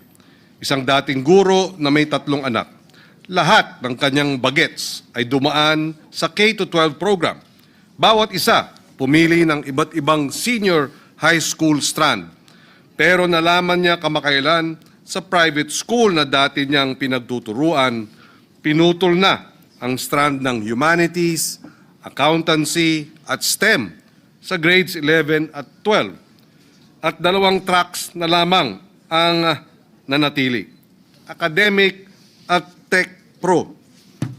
Sabi niya, nawala ang lahat ng pangako ng programa. Dapat sana tapos na at nagtatrabaho na ang mga anak ko, tulad nung ako sa edad nila. Ngunit sa halip, nasayang ang panahong hindi na may babalik. Mga pagkabigo at pagluluksa sa kanyang kwento, tuition at baon sa dagdag na taon at yung maraming taon na hindi na mababawi. Para sa mga pamilyang tulad ng kay Ginang Castro, dapat manindigan ang komisyon. Samantala, maraming public school teacher ang iisa ang kwento. Bumibili sila ng pagkain mula sa sarili nilang bulsa para sa kanilang mga estudyante na pumapasok ng gutom. Gusto nilang pumasok ding may pag-asa ang mga bata. Kaya ang expanded free meals program na panukalang batas ng inyong lingkod at nahiring na ni Senator Bam Aquino ay ating isinusulong. Kailangan tulungan tayo ng EDCOM 2 na ibahin ang pag-asa na iyon at gawing regular at tunay na pagpapakain at pagkatuto. Hindi nagsisinungaling ang datos na idokumento ng komisyon ang malalim na mga kakulangan sa pagkatuto. Mga batang magtatapos sa grade 3 na hindi marunong magbasa ayon sa antas ng baitang. Walang mga basic na kasanayan, mga gurong napakaraming gawain at mga gumuguhong paaralan. Ganun pa man sa likod ng mga datos na ito, may mga pangarap na ipinagpaliban. Mga bata, malabo nang mabawi ang nawalang oras. mga guro na sa bingit ng pagkahapo.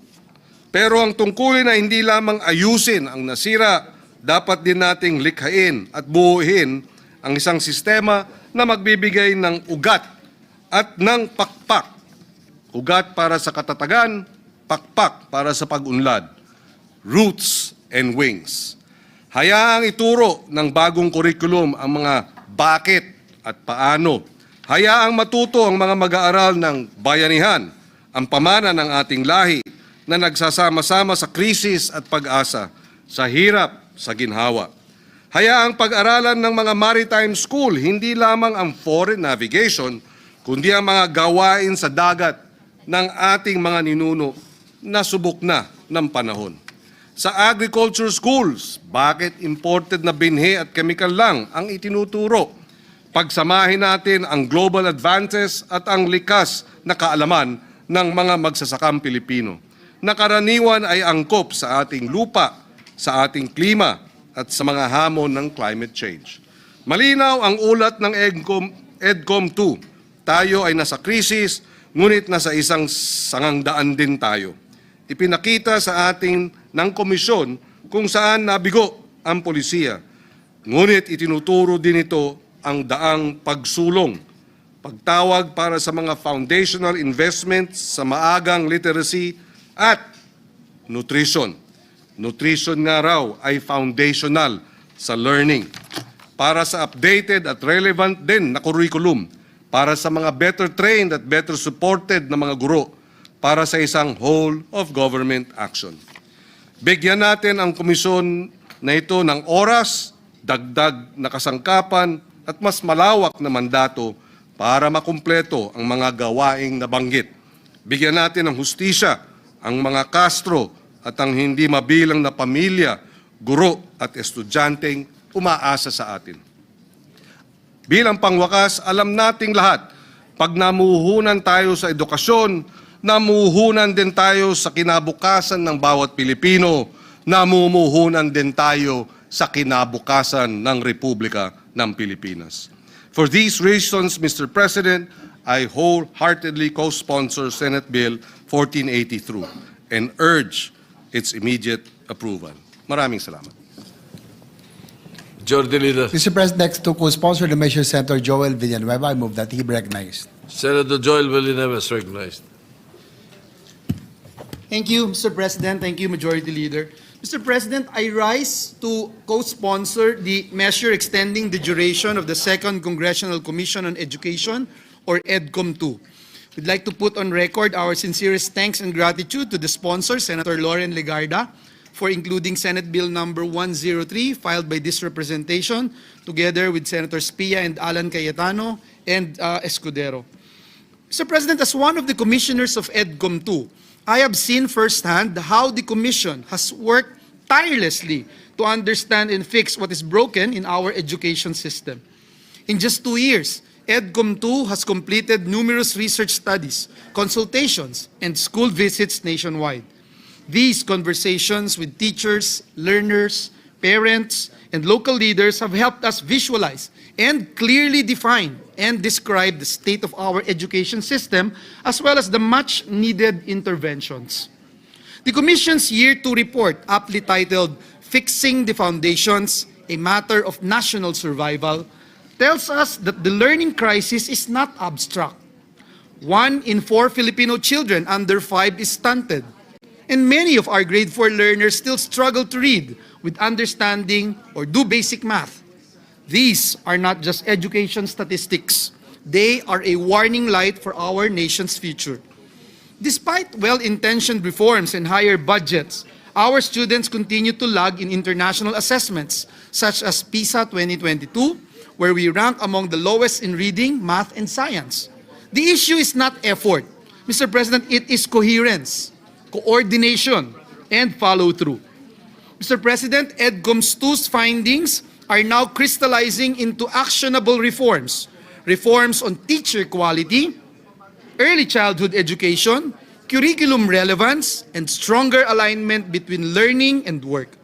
To stop now, Mr. President, would mean losing our hard-won momentum and the depth of consensus we have built across sectors.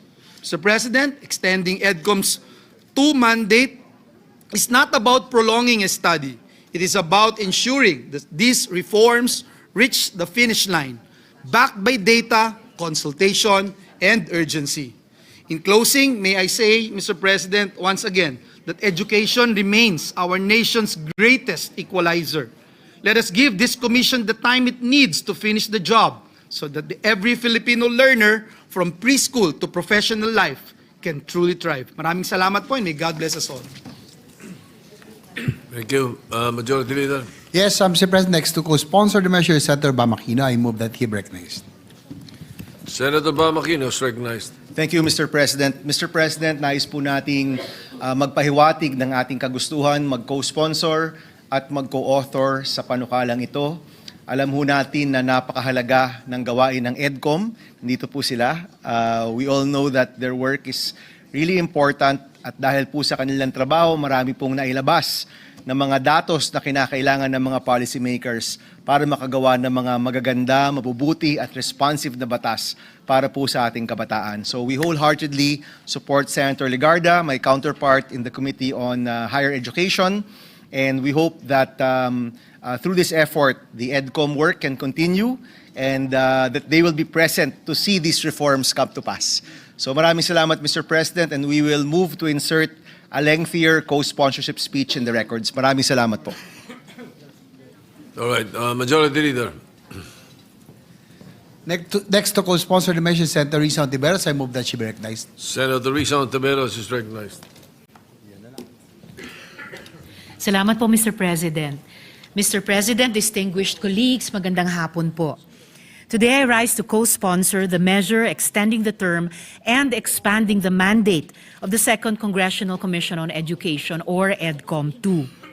As one of the authors of this proposed measure, I wish to thank our chair, Senator Lauren Legarda, for her leadership and steadfast commitment to ensuring the continuity and eventual institutionalization of the reforms initiated by EDCOM-2. EDCOM-2 is more than just a review of our education system. It is our collective national effort to ensure that Philippine education truly prepares our learners for the future. The expanded mandate of EDCOM-2 seeks to align our curricula, teaching, and assessments with global standards, improve infrastructure, resources, and teacher development, and update our national education agenda to fully integrate digital transformation, artificial intelligence with protocols and safeguards, and green innovations for a future-ready workforce. This measure is not only about global competitiveness. It is, first and foremost, about our people. Ang tunay na layunin ng reforma sa edukasyon ay ang pagpapaunlad ng ating human capital, isang haligi ng pambansang kaunlaran. When we strengthen education, we strengthen every Filipino's capacity to dream, to innovate, and to contribute to our country's progress. While the substitute bill does not adopt my earlier proposal to transition EDCOM-2 from policy formulation to executive action through the establishment of an education cabinet cluster, I fully acknowledge and welcome the creation of the Education and Workforce Development Group. Its mandate to align education and training with national goals, craft a 10-year development plan, streamline interagency efforts, and monitor reforms is a crucial step towards a coherent, responsive, and future-ready education and workforce system. Let us ensure that these reforms are not only written into law, but also felt in every classroom and community. Education remains our most powerful equalizer, ang pinakamabisang sandata laban sa kahirapan, at susi sa mas makatao at maunlad na kinabukasan. Marami pong salamat, Mr. President. Majority Leader. Yes, next to co-sponsor the measure, Senator Pia Cayetano. I move that she be recognized. Senator Pia Cayetano is recognized.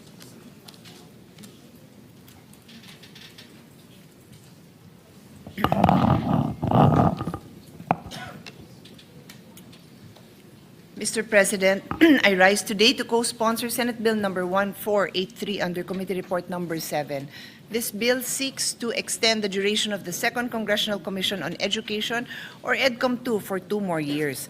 As a former commissioner of EDCOM-2, I have had the privilege of working closely with our education partners in assessing and understanding the true state of Philippine education. Through rigorous research and nationwide consultation, we have seen both the magnitude of our challenges and the opportunities to pursue meaningful and lasting reform.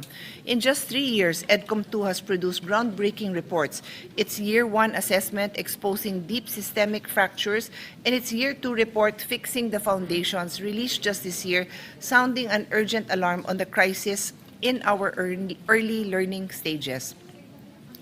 These are not mere documents. These are battle cries for a Philippines where no child is left behind, and yet the work is far from done.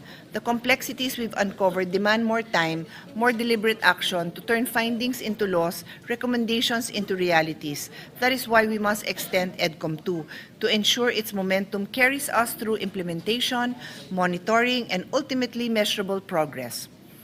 EDCOM-2's latest insights, drawn from the 2023 National Nutrition Survey and corroborated by UNICEF data, reveal that 1 out of every 4 Filipino child is stunted.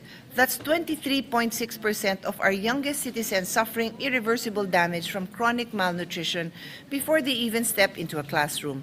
These figures are not just statistics, they are a call to action. EDCOM-2 is also made it clear education reform begins with investing in people. We cannot expect our schools to deliver quality education if they lack the basic manpower to function effectively. EDCOM-2 found that about half of our public schools do not even have a full-fledged principal.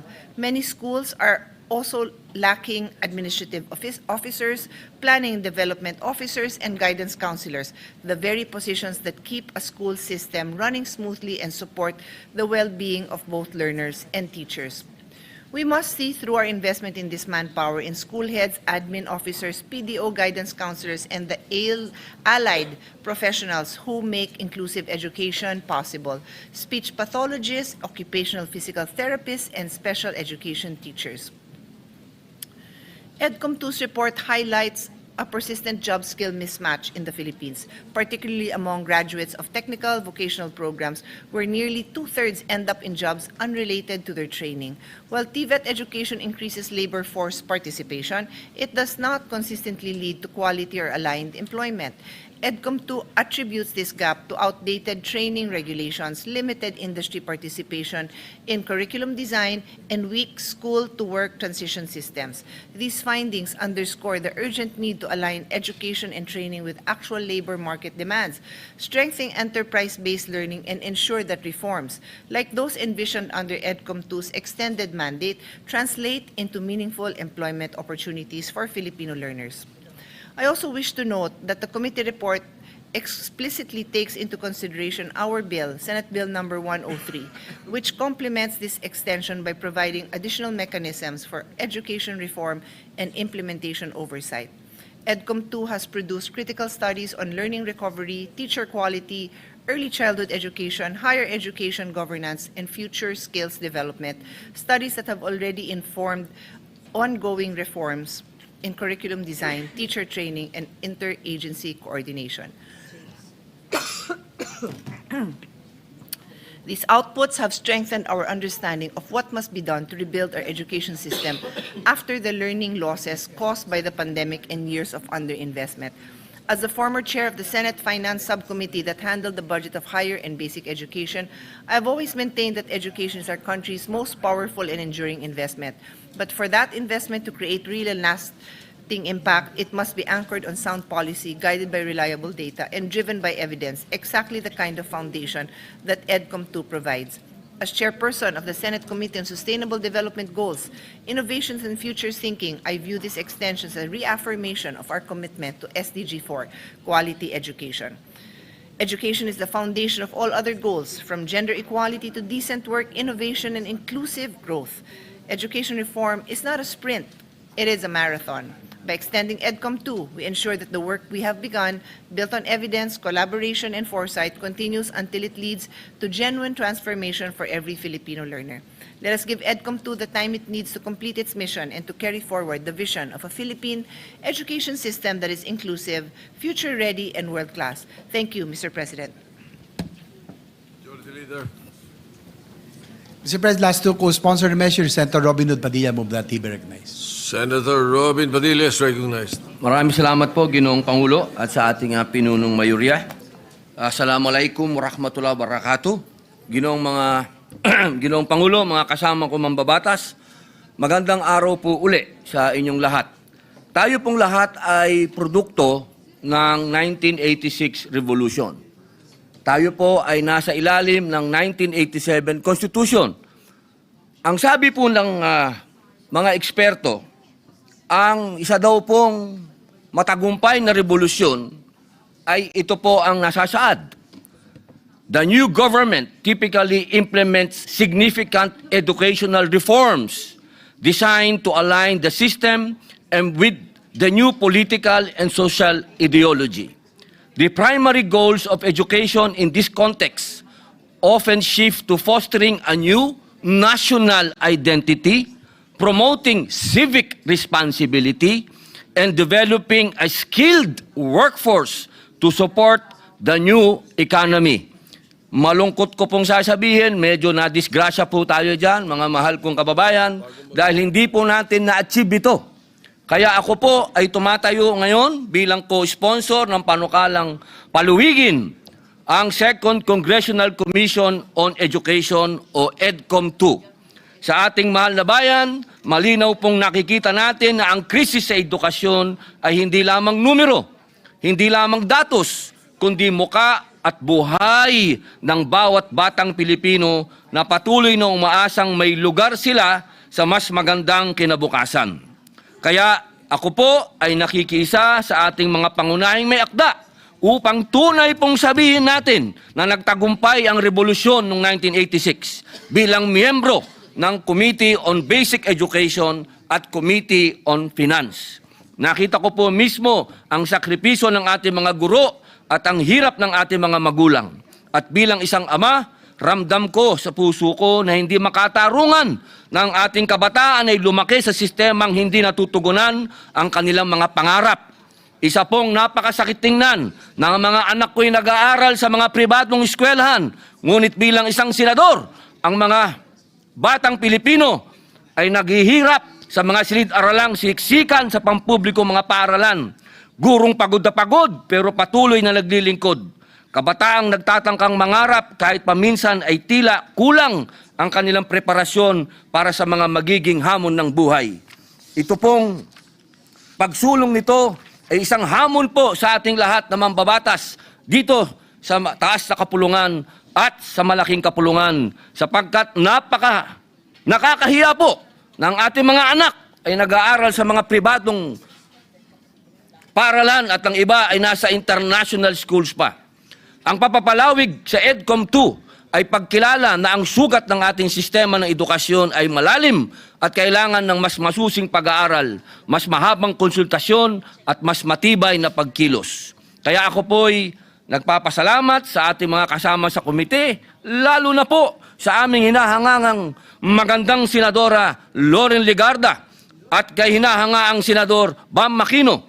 Dahil pinakita ninyo na ang edukasyon ay laban ng buong Senado at bilang kasama po ninyo, buong puso po akong sumusuporta sa panukalang ito. Sana po atin pong isulong kung ano daw po ang nasa successful revolution, curriculum overhaul, expansion of access, language of instruction, teacher training recruitment, decentralization, control, base sa cultural at language, vocational and technical skills, at new infrastructure. Maraming salamat po, Ginoong Pangulo. Majority Leader. Mr. President, Senator Christopher Lawrence Bongo would like to be made co-sponsor and request that his co-sponsors his speech on Senate Bill number 1480 be inserted to the records. We will so insert into the records. Mr. President, I move that we suspend consideration of Senate Bill number 1483. Any objection? Hearing none, consideration of 1483 is suspended. Mr. President, the gentleman from Palawan, Senator Erwin Tulfo, would like to deliver a privilege speech. I move that he be recognized. The gentleman from Mimaropa is recognized. Thank you, Mr. President. Mr. President, distinguished colleagues, ladies and gentlemen of this august chamber. Ako po ay tumitindig ngayon upang manawagan para sa ganap na proteksyon ng buong kabundukan ng Sierra Madre. Hindi lamang po sa Isabela, sa Hilaga, kundi hanggang sa lalawigan ng Quezon sa Timog. Noong Sabado at Linggo lamang, nang tumama po ang Super Typhoon Uwan sa Luzon, muli nating nasaksihan ang katatagan ng Sierra Madre. Siya lang naman po ang humarang sa unos, pumigil sa hagupit ng hangin at nagligtas ng milyong-milyong buhay sa Luzon. Tahimik po niya ang ginampanan, Mr. President, muli ang tungkulin bilang ating tagapagligtas. Para pong isang ina na ikinubli ang kanyang mga anak sa dapat sanay nakamamatay na hagupit ni Uwan. Yet, Mr. President, despite its immense importance, the Sierra Madre remains under siege. Mining operations continue to carve scars upon slopes. Illegal logging and massive quarrying erode its soil. Infrastructure and resort developments threaten to fragment its forests. Gayong may mga batas naman gaya ng Republic Act No. 9125 o ang Northern Sierra Madre Natural Park Act of 2001 na naglalayong pangalagaan ito, nananatiling kulang at mahina ang pagpapatupad ng mga probisyong dapat sana'y nagpoprotekta sa natitirang likas na yaman ng ating bansa. Kaya naman, Ginoong Pangulo, nanawagan ako na agad suriin at pagtibayin ang pagpapatupad ng proteksyon sa Sierra Madre. Nararapat ang mas maigting na pagbabawal sa anumang mapaminsalang pagmimina, pagtutroso dito at pagtatayo ng lahat ng uri ng resort, bakasyunan man o permanenteng tirahan, kasabay na rin ang pagbibigay ng kabuhayang pangkalikasan sa mga katutubo at lokal na komunidad na tunay na tagapangalaga ng kalikasan. Mga kasama, kung ang Sierra Madre handang isakripisyo ang sarili upang tayo ay mailigtas, hindi ba't napapanahon na tayo naman ang magligtas sa kanya? Mr. President, colleagues, how many more super typhoons must batter Luzon before we act?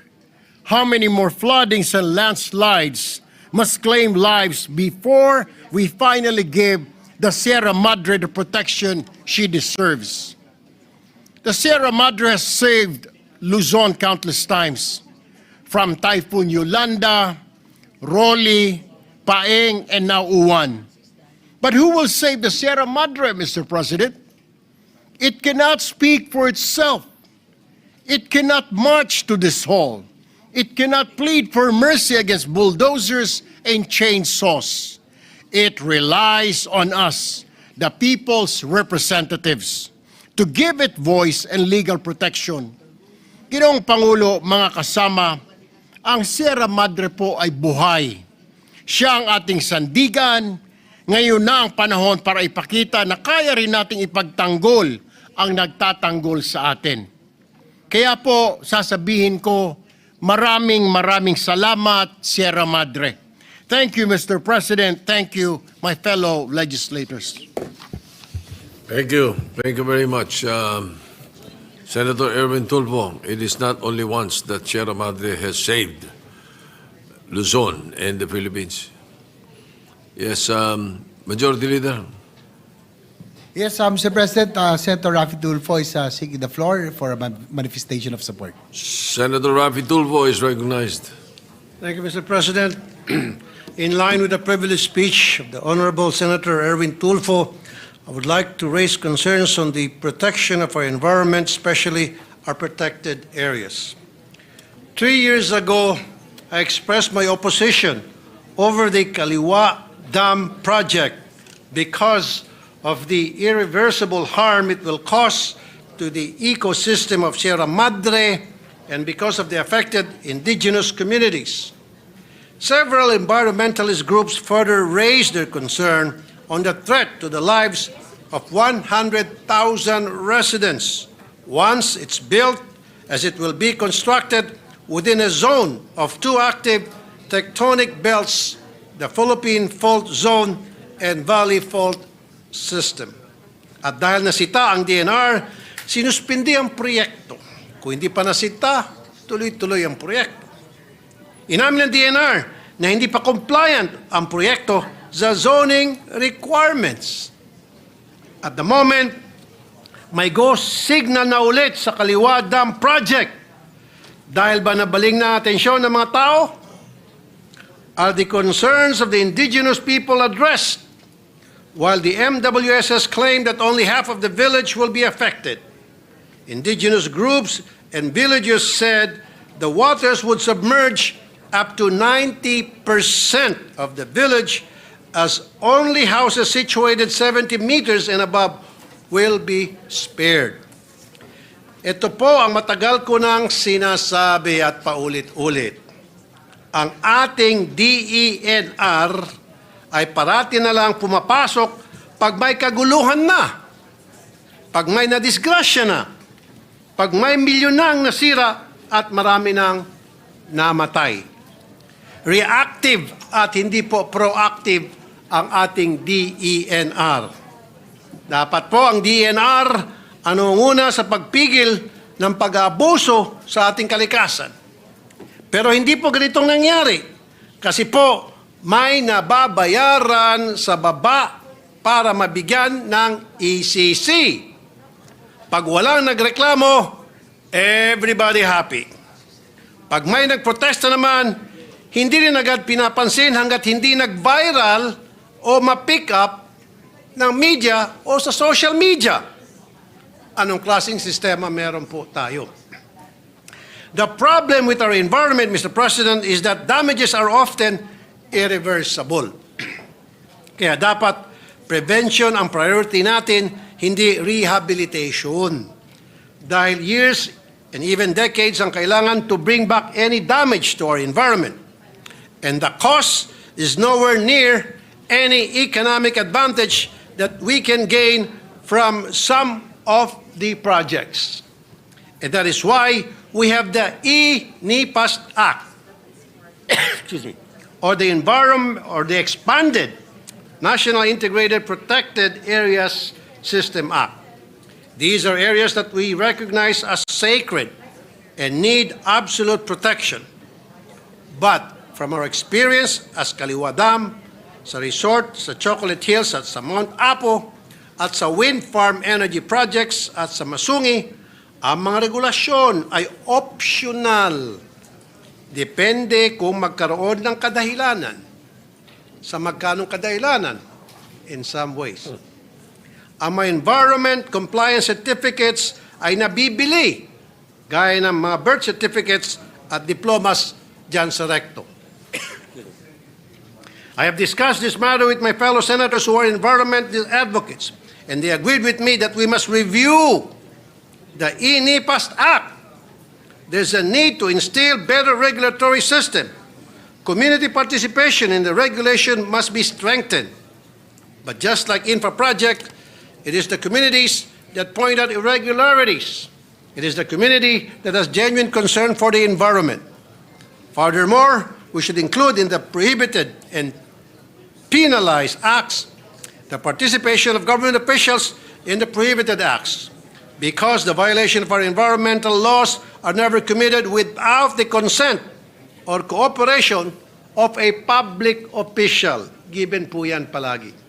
Sa katotohanan, naipakita ko na po kung paano paglaruan ang mga miyembro ng DNR, PAMBI, NCIP at iba pang ahensya para makakuha ng kakayanang babuyin ang ating protected areas. While the right price and the right friends, anything is possible. Meaning, walang imposible if the price is right. Oras na para bisitahin natin muli ang INIPAS at iba pang batas para wakasan ang ganitong klaseng bulok na sistema. With this, I commend and give my full support to the privileged speech of the good Senator Erwin Tulfo. Thank you, Mr. President. Majority Leader. Yes, Mr. President, likewise, I'd like to support the privileged speech of Senator Tulfo. I'm also and I have seen how these developers, Mr. President, I have encroached into the Upper Marikina River Basin Protected Watershed. Ito po dapat ang parte ng Sierra Madre na nagpo-protection sa atin po sa Metro Manila. And dati po kami nagmo-motocross yan. We're going, especially during the COVID time. Kahit saan po nakakapunta kami sa Sierra Madre. But lately, in the last few days, hindi na po kami pinapayagan. May mga guardian tumipigil at may mga development na po. Rest houses, subdivisions, and that is very alarming, Mr. President, because Sierra Madre, indeed, is our protector. And I have raised this issue several times during the budget hearings of DNR. And I hope that we will, given these two big storms, that we have seen how Sierra Madre protected Metro Manila and other provinces. I just hope that we will continue to pay attention and be focused on this, Mr. President. I'm a witness on what Senator Raffy Tulfo and Senator Erwin Tulfo have brought up, that there are indeed developments that are ongoing in what is supposedly a protected watershed. That is the Sierra Madre. Yes, Senator, before we proceed, Mr. President, Senator Risa Ontiveros is seeking the floor. I move that she be recognized. Senator Risa Ontiveros, recognized. Salamat po, Mr. President.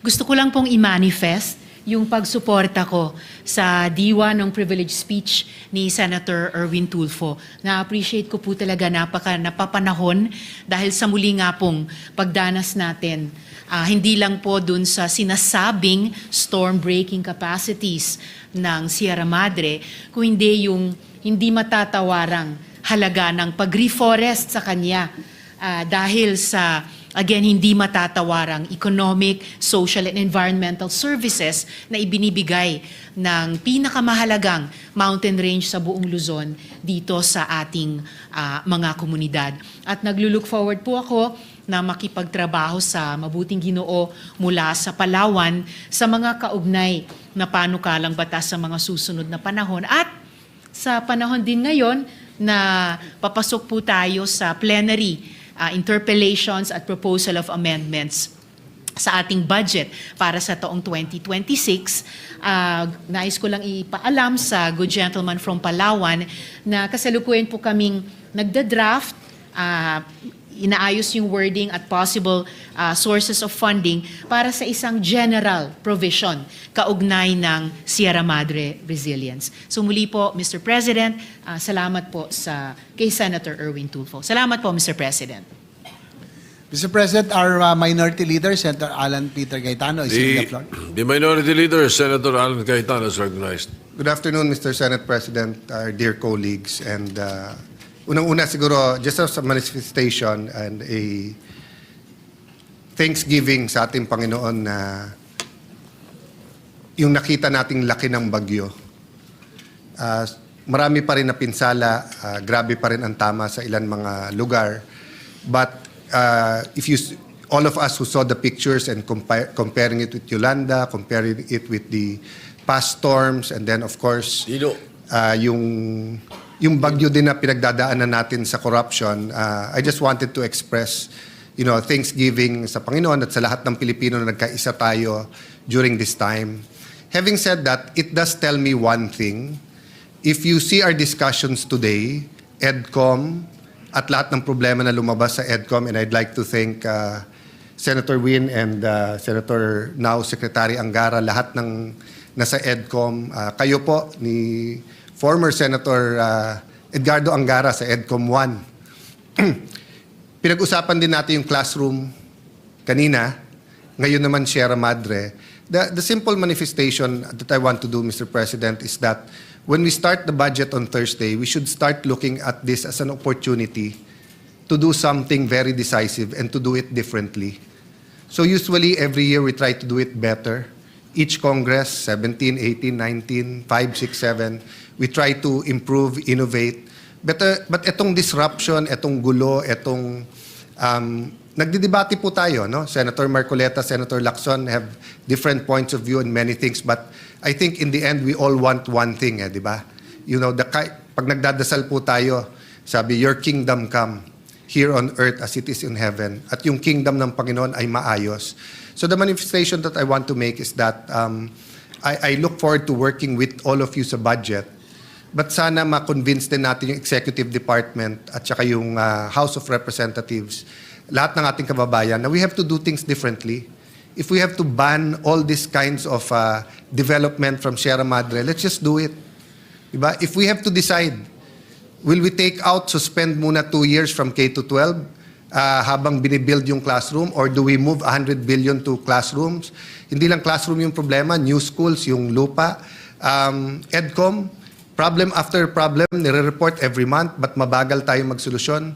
We took out 200 billion from DPWH, almost 300 billion. Ngayon, 50% daw, overpriced. So all of this doesn't have to lead to frustration.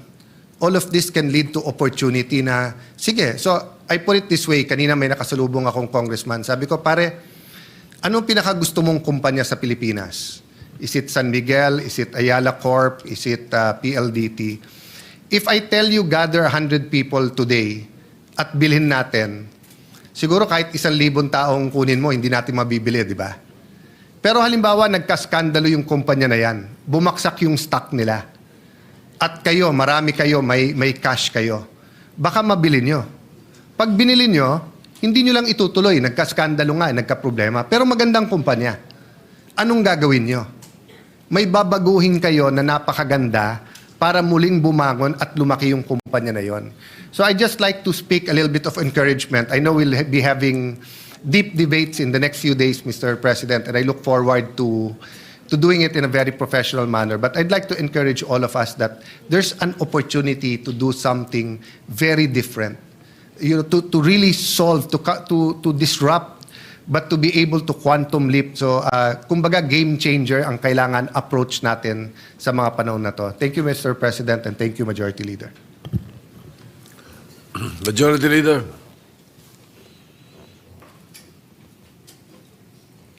Mr. President, I move that we refer the privilege speech of Senator Erwin Tulfo and all the interpretation manifestation thereon to the Committee on Environment, Natural Resources, and Climate Change. Any objection? Hearing none, the motion is approved. So referred.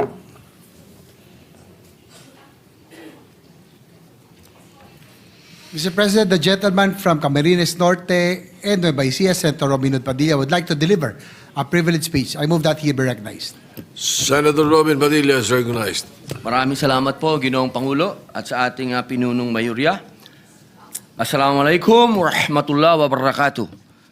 Ginoong Tagapangulo, mga ginagalang kong kasamahan sa Senado, ako po ay tumitindig sa pulpitong ito ngayong hapon sa bisa ng personal at kolektibong pribilehiyo. Sa mga nagdaang linggo at buwan, sunod-sunod pong sinubok ang ating bayan.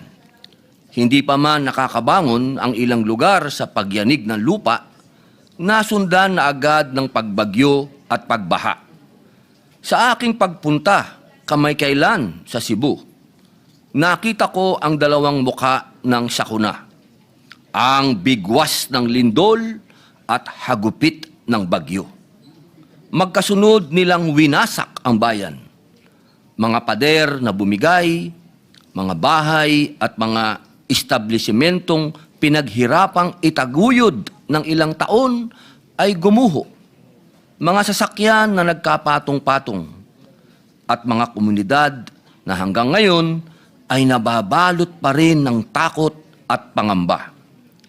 Sa mga ganitong panahon, lagi na lang nating naririnig na pinupuri ang pagiging resilient o matatag ng mga Pilipino. Halos nakatahina ang katangingang ito sa ating pagkatao. Pilipinong matatag, matibay ang loob, matiisin sa gitna ng sakuna.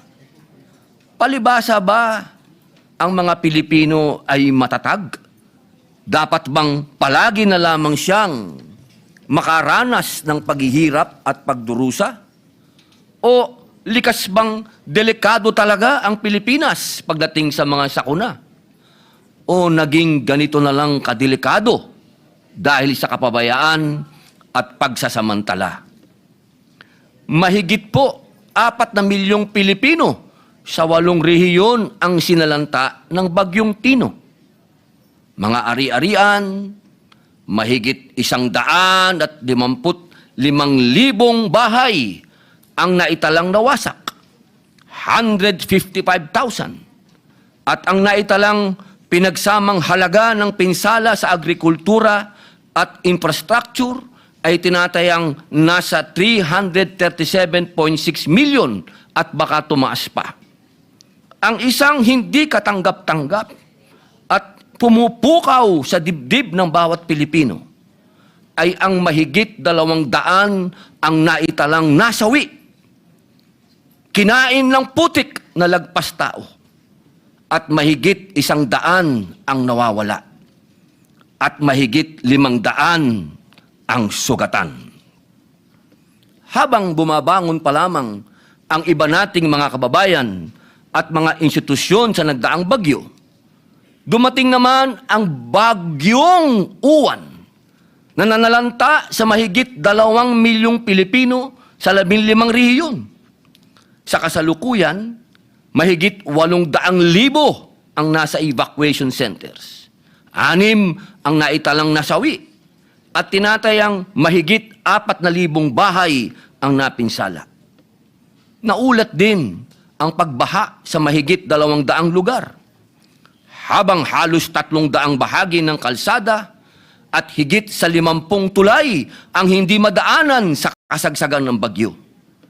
Nakaranas din ng pagkawala ng kuryente at supply ng tubig sa mahigit na 400 lungsod at munisipalidad. Kasama na po ang aking probinsyang Camarines Norte. Sa mga karanasan nating ito, nabunyag na naman ang katiwalian sa mga proyekto.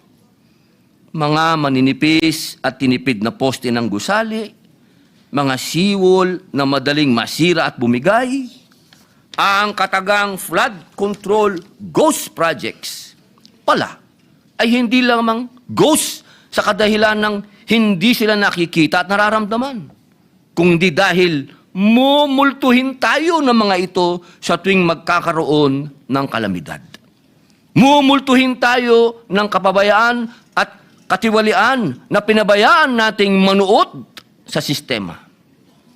At kung may dapat tayong mapagtanto sa lahat ng ito, iisa lang ang katotohanan. Hindi kalikasan ang may problema. Sistemang bulok at palpak. Kung matatagman ng ating mga mamamayan, hindi po yun nangangahulugan na kailangan nating hayaang dumanas sila ng hirap sa bawat sakuna. Ang resilience na ginagayak ng bawat Pilipino bilang isang tatak ng karangalan ay naging tabing na din na nagkukubli sa kawalan ng pananagutan. Bilang mga mambabatas, tungkulin nating itaguyod sila. Ibsan ng bigat na kanilang dinadala. Mas lalo pang palakasin ng kanilang loob at patatagin ng kanilang diwa. Our people deserve more from us. Hindi salita, hindi grandstanding, kundi sa gawa. Tunay na malasakit at tapat na paglilingkod. Kaya po noong Setyembre pa lamang, isinusulong ko na ang Senate Bill number 1299 o Mahiya Naman Kayo Act na naglalayong ganap na alisin ang ekwasyon, ang panghihimasok ng mga mambabatas sa pagtukoy, pagpopondo at pagpapatupad ng mga proyekto. Layon din ng panukalang ito na patatagin ang koordinasyon ng national government sa mga local government units sa mga infrastructure projects na itatayo sa kanilang mga lugar. Kung ang isang proyektong pang-infrastructure ay itatayo sa isang probinsya, munisipyo, syudad o barangay, dapat ito ay alam ng mga local government officials doon. Hindi na pwedeng surprise na lang ang mga proyekto na ikagugulat ni governor, ni mayor o ni kapitan. Naalala ko pa noong 2024, matapos ang pananalasa ng Bagyong Christine, personal ko pong tinutukan ang pagbaha sa Camarines Sur dahil ako po'y Bicolano. Nakita ko kung paanong ang ilang proyekto ng flood control, imbis na makatulong, ay naging sagabal pa sa natural na daloy ng mga ilog. Isa itong malinaw na halimbawa kung paanong ang hindi konsultadong proyekto ay nagiging sanhi na mas matinding sakuna. Maaalala din na sa kasagsagan ng mga bagyo noong Hulyo nitong taon, nanawagan po si Manila Mayor Isko Moreno na ibigay sa mga LGU ang pamamahala sa mga pasilidad kontra baha. Dapat sa kanila magsimula ang proyekto. Dapat sa kanila manggaling ang plano. Dapat sila ang nagpapasya kung paano magpoprotektahan ang kanilang mga mamamayan. Ang trabaho ng legislatura ay magbigay ng otorisasyon sa pamamagitan ng batas, hindi ng padrino. Magbigay ng gabay, magbigay ng solusyon, hindi ng problema. Kung pumalpak ang proyekto, kung may pagkukulang, dapat malinaw kung sino ang mananagot, hindi na kung ano-ano pang investigasyon. Ngunit, kahit ayusin natin ang sistema, paano po tayo makakaiwas sa sakuna kung hindi natin alam ang panganib? Kaya, isinusulok ko rin po ang Senate Bill number 1481, ang National Hazard Mapping Act. Kailangan natin ng malinaw, kumpleto at updated na pambansang mapa ng panganib. Isang mapang magsasabi kung saang delikado tumira, kung saan hindi dapat magtayo, at kung saan dapat ililikas ang mga pamilya bago dumating ang bagyo, lindol o pagguho. Ang mapang ito ay buuin sa pamamagitan po ng koordinasyon ng DNR, NAMRIA, DOST, Climate Change Commission, NDRRMC at DILG, at i-update tuwing 5 taon. Ang mapang ito ang magiging gabay ng LGU sa zoning, urban planning, relocation at emergency response.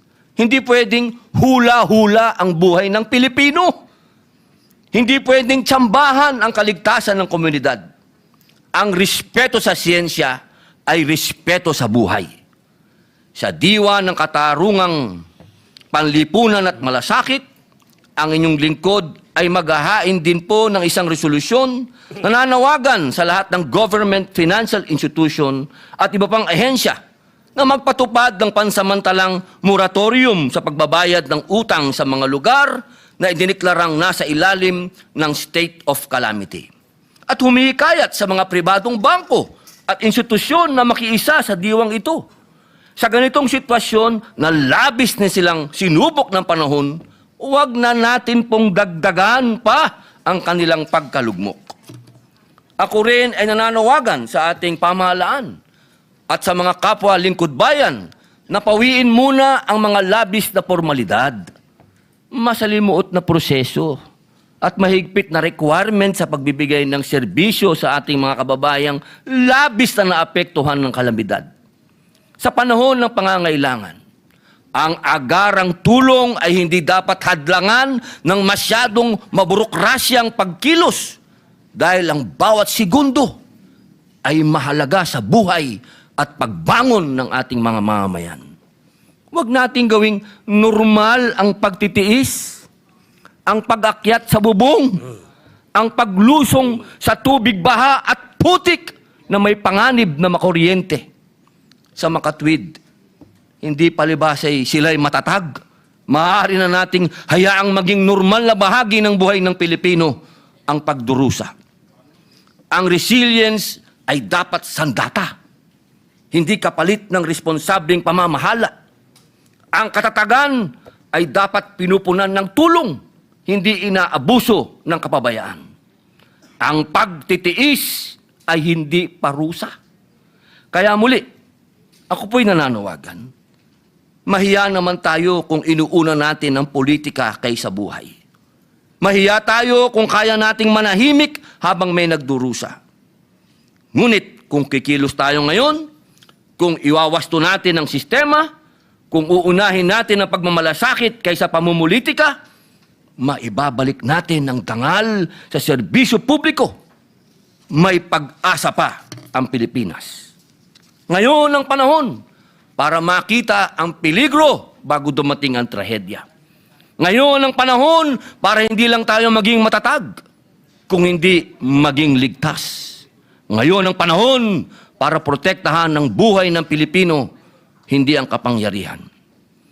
Mga kasama, mga kapwa ko lingkod bayan. Sa akin pong pag-ikot, kitang-kita ko po ang hindi ko po maipaliwanag sapagkat hindi na po kailangan ng matinding research o mga scientists kung anong naging problema dito sa ating bayan, ba't maraming namamatay. Saan po kayo nakakita na mga riverbed may nakatirang tao? Mga daanan ng tubig, ginawang tirahan ng tao at ginawa pang barangay. Siguro naman po mga kasama, kitang-kita na natin kung saan ang problema. Ang kailangan po natin ngayon ay political will. Kailangan po natin talagang ipabatid sa ating mga kababayan na hindi po tinitiran ang riverbed at hindi po tinitiran ang mga ilalim ng tulay. Hindi po tinitirahan at hindi po pwedeng gawing barangay ang daanan ng tubig na inukit ng kalikasan. Yaan pong mga lugar na yan, sa matagal na panahon, 1,000 taon, yaan po ay daanan ng tubig.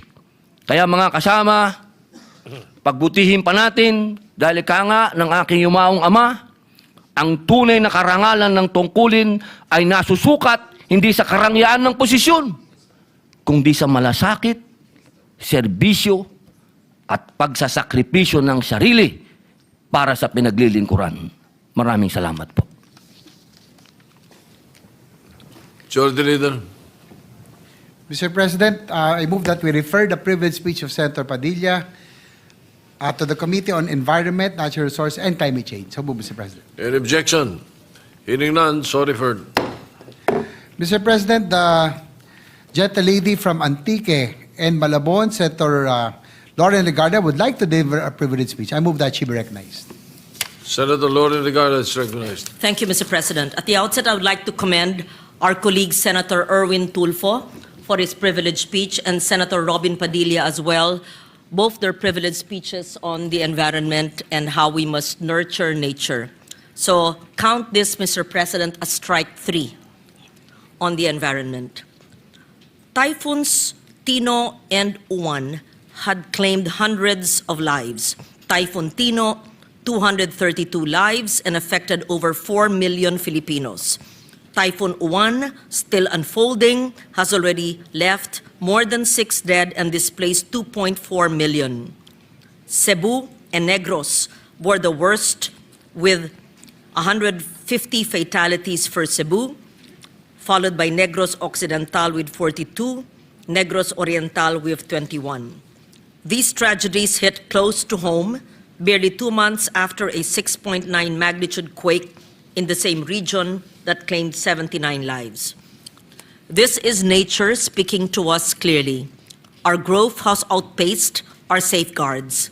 Beyond the natural calamities, unchecked mining and reclamation, deforestation and illegal logging, unregulated construction, uncontrolled urban sprawl into no-build zones, poor solid waste management, corruption in infrastructure, and government clearances have eroded the very foundations of safety and sustainability, including The fact that we do not follow the no-build zones, that we do not follow the NAMRIA maps where it clearly dictates where to build and not to build.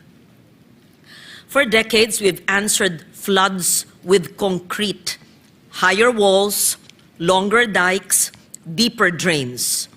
Yet every storm proves that concrete alone cannot protect us, especially when it's weakened by corruption, flawed clearances, or lost as ghost projects. The Department of Environment and Natural Resources Water Resources Management Office recently evaluated over 4,000 flood control projects nationwide. The findings are alarming.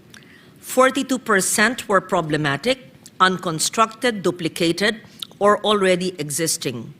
Nearly 30% were poorly situated, dikes that block natural river flow, protect idle lands, or redirect water into communities.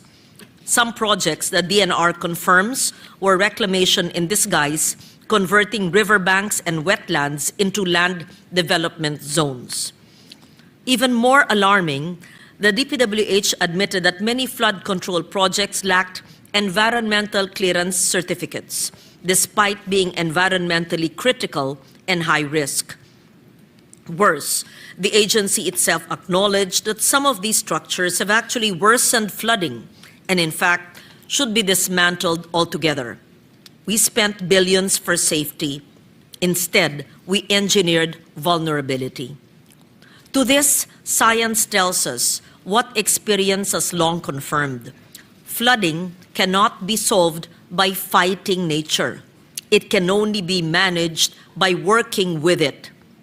The UP Resilience Institute urges a shift from rigid mega projects to flexible, nature-based, science-driven systems.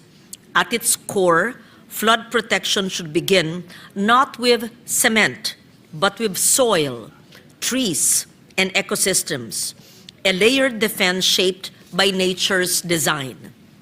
Upstream, we must restore our watersheds. Our forests are the first line of defense. When watersheds fail, everything downstream suffers. Reforest degraded mountain slopes with native tree species. Establish bamboo and vetiver groves along riverbanks to anchor soil and slow runoff. Encourage small catchment ponds and contour farming to retain rainwater and reduce erosion. Protect existing forests from illegal logging, mining, and encroachment. Along our rivers, we must restore their room to breathe, reconnect floodplains, and rehabilitate riparian buffers. Restore wetlands that once acted as natural sponges, absorbing excess water during storms. Replace hard concrete embankments with eco-engineered alternatives. Gabions and coconuts reinforced with deep-rooted vegetation that stabilize slopes naturally while supporting biodiversity. Stop converting riverbanks into commercial or residential zones. In our cities, we must allow water to find safe paths instead of forcing it underground. Build sponge infrastructure, permeable pavements, bioswales, rain gardens, and retention parks that absorb runoff instead of channeling it. Promote green roofs, urban tree planting, and household rainwater harvesting systems. Enforce strictly the Ecological Solid Waste Management Act because every clogged canal begins with a single piece of plastic carelessly discarded. Respect and observe the National Building Code's no-build zones and follow the NAMRIA maps, which is said to have been distributed to all local government units. Stop granting exemptions for politically connected persons. And along our coasts, we must bring back the mangroves and seagrass beds that shield us better than any seawall ever could. To make this happen, governance must evolve as much as our climate has. Agencies must act as one under a unified, integrated flood management and river basin framework, with support from local governments, academic institutions, and local communities. The DPWH must align all flood projects with DNR WRMO's satellite validation database before approving or funding any new structure. Equally vital is the use of multi-hazard maps, integrating flood, landslide, earthquake, and storm surge risks to guide all planning and infrastructure decisions. These maps are not for mere academic exercise. Without them, we build where water should flow and settle where danger waits. They must be regularly updated with satellite data used by all agencies and LGUs and made public to ensure accountability and preparedness. All future projects must be science-based, risk-informed, and climate-aligned, not politically convenient or politically determined. It must follow the stream of water based on master plans, river basins, not determined by politically determined districts. We must also enforce what already exists: the Clean Water Act, the Ecological Solid Waste Management Act, the National Building Code's no-build zones, and the NAMRIA maps. When told to evacuate, let's not wait. Never risk lives or our rescuers' lives. Penalties must be maximized for those who steal amid calamity, before or after. Floods are not acts of God when negligence is written into the blueprints. But governance is not only about agencies that comprise government. It is instead our people. We must remind our citizens that resilience begins at home. Do not throw waste into canals, rivers, or streets, or waterways. Hindi po basura ang ating kapaligiran. Do not obstruct waterways or build structures in riverbeds, drainages, or canals. Hindi po dapat linalagyan ng anumang struktura ang daluyan ng tubig. Support barangay-level waste segregation programs. The barangay is the front line of environmental protection. Gradually reduce reliance on single-use plastics. In fact, I refiled the measure to ban single-use plastics, and some local government units have already passed local ordinances. Participate in community-based tree planting, note native trees, river cleanups, and disaster preparedness drills. Needless to state, every dike that collapses is not only a failure of construction, it is a failure of imagination.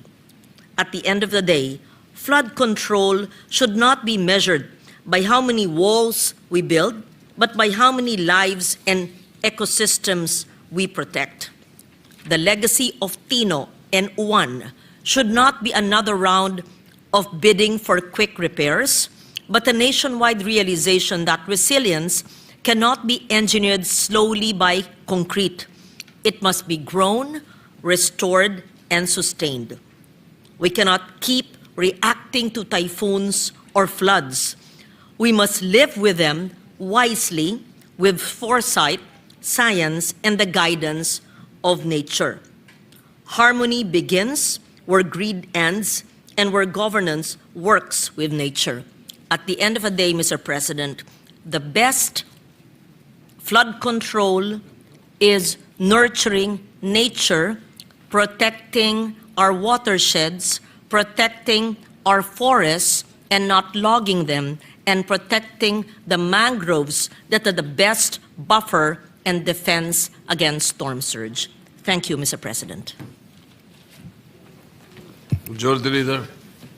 Mr. President, I move that we refer the privilege speech of Senator Legarda to the Committee on Environment, Natural Resources, and Climate Change. Any objection? Hearing none, so referred. Mr. President, I move that we proceed with second additional reference of business. Paano si ano? Hindi, paano si Biggs? Ha? Abot siya?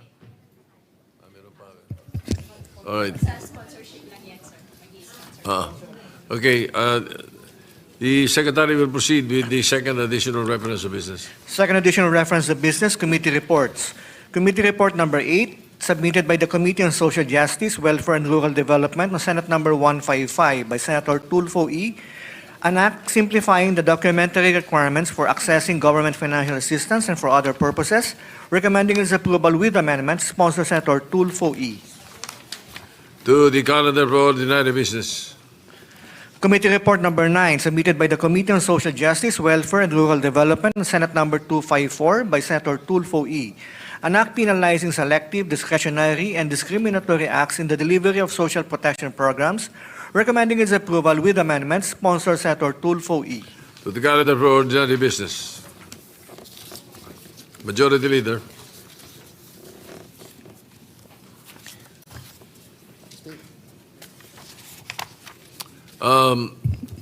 The session is suspended before we recognize again the Majority Leader.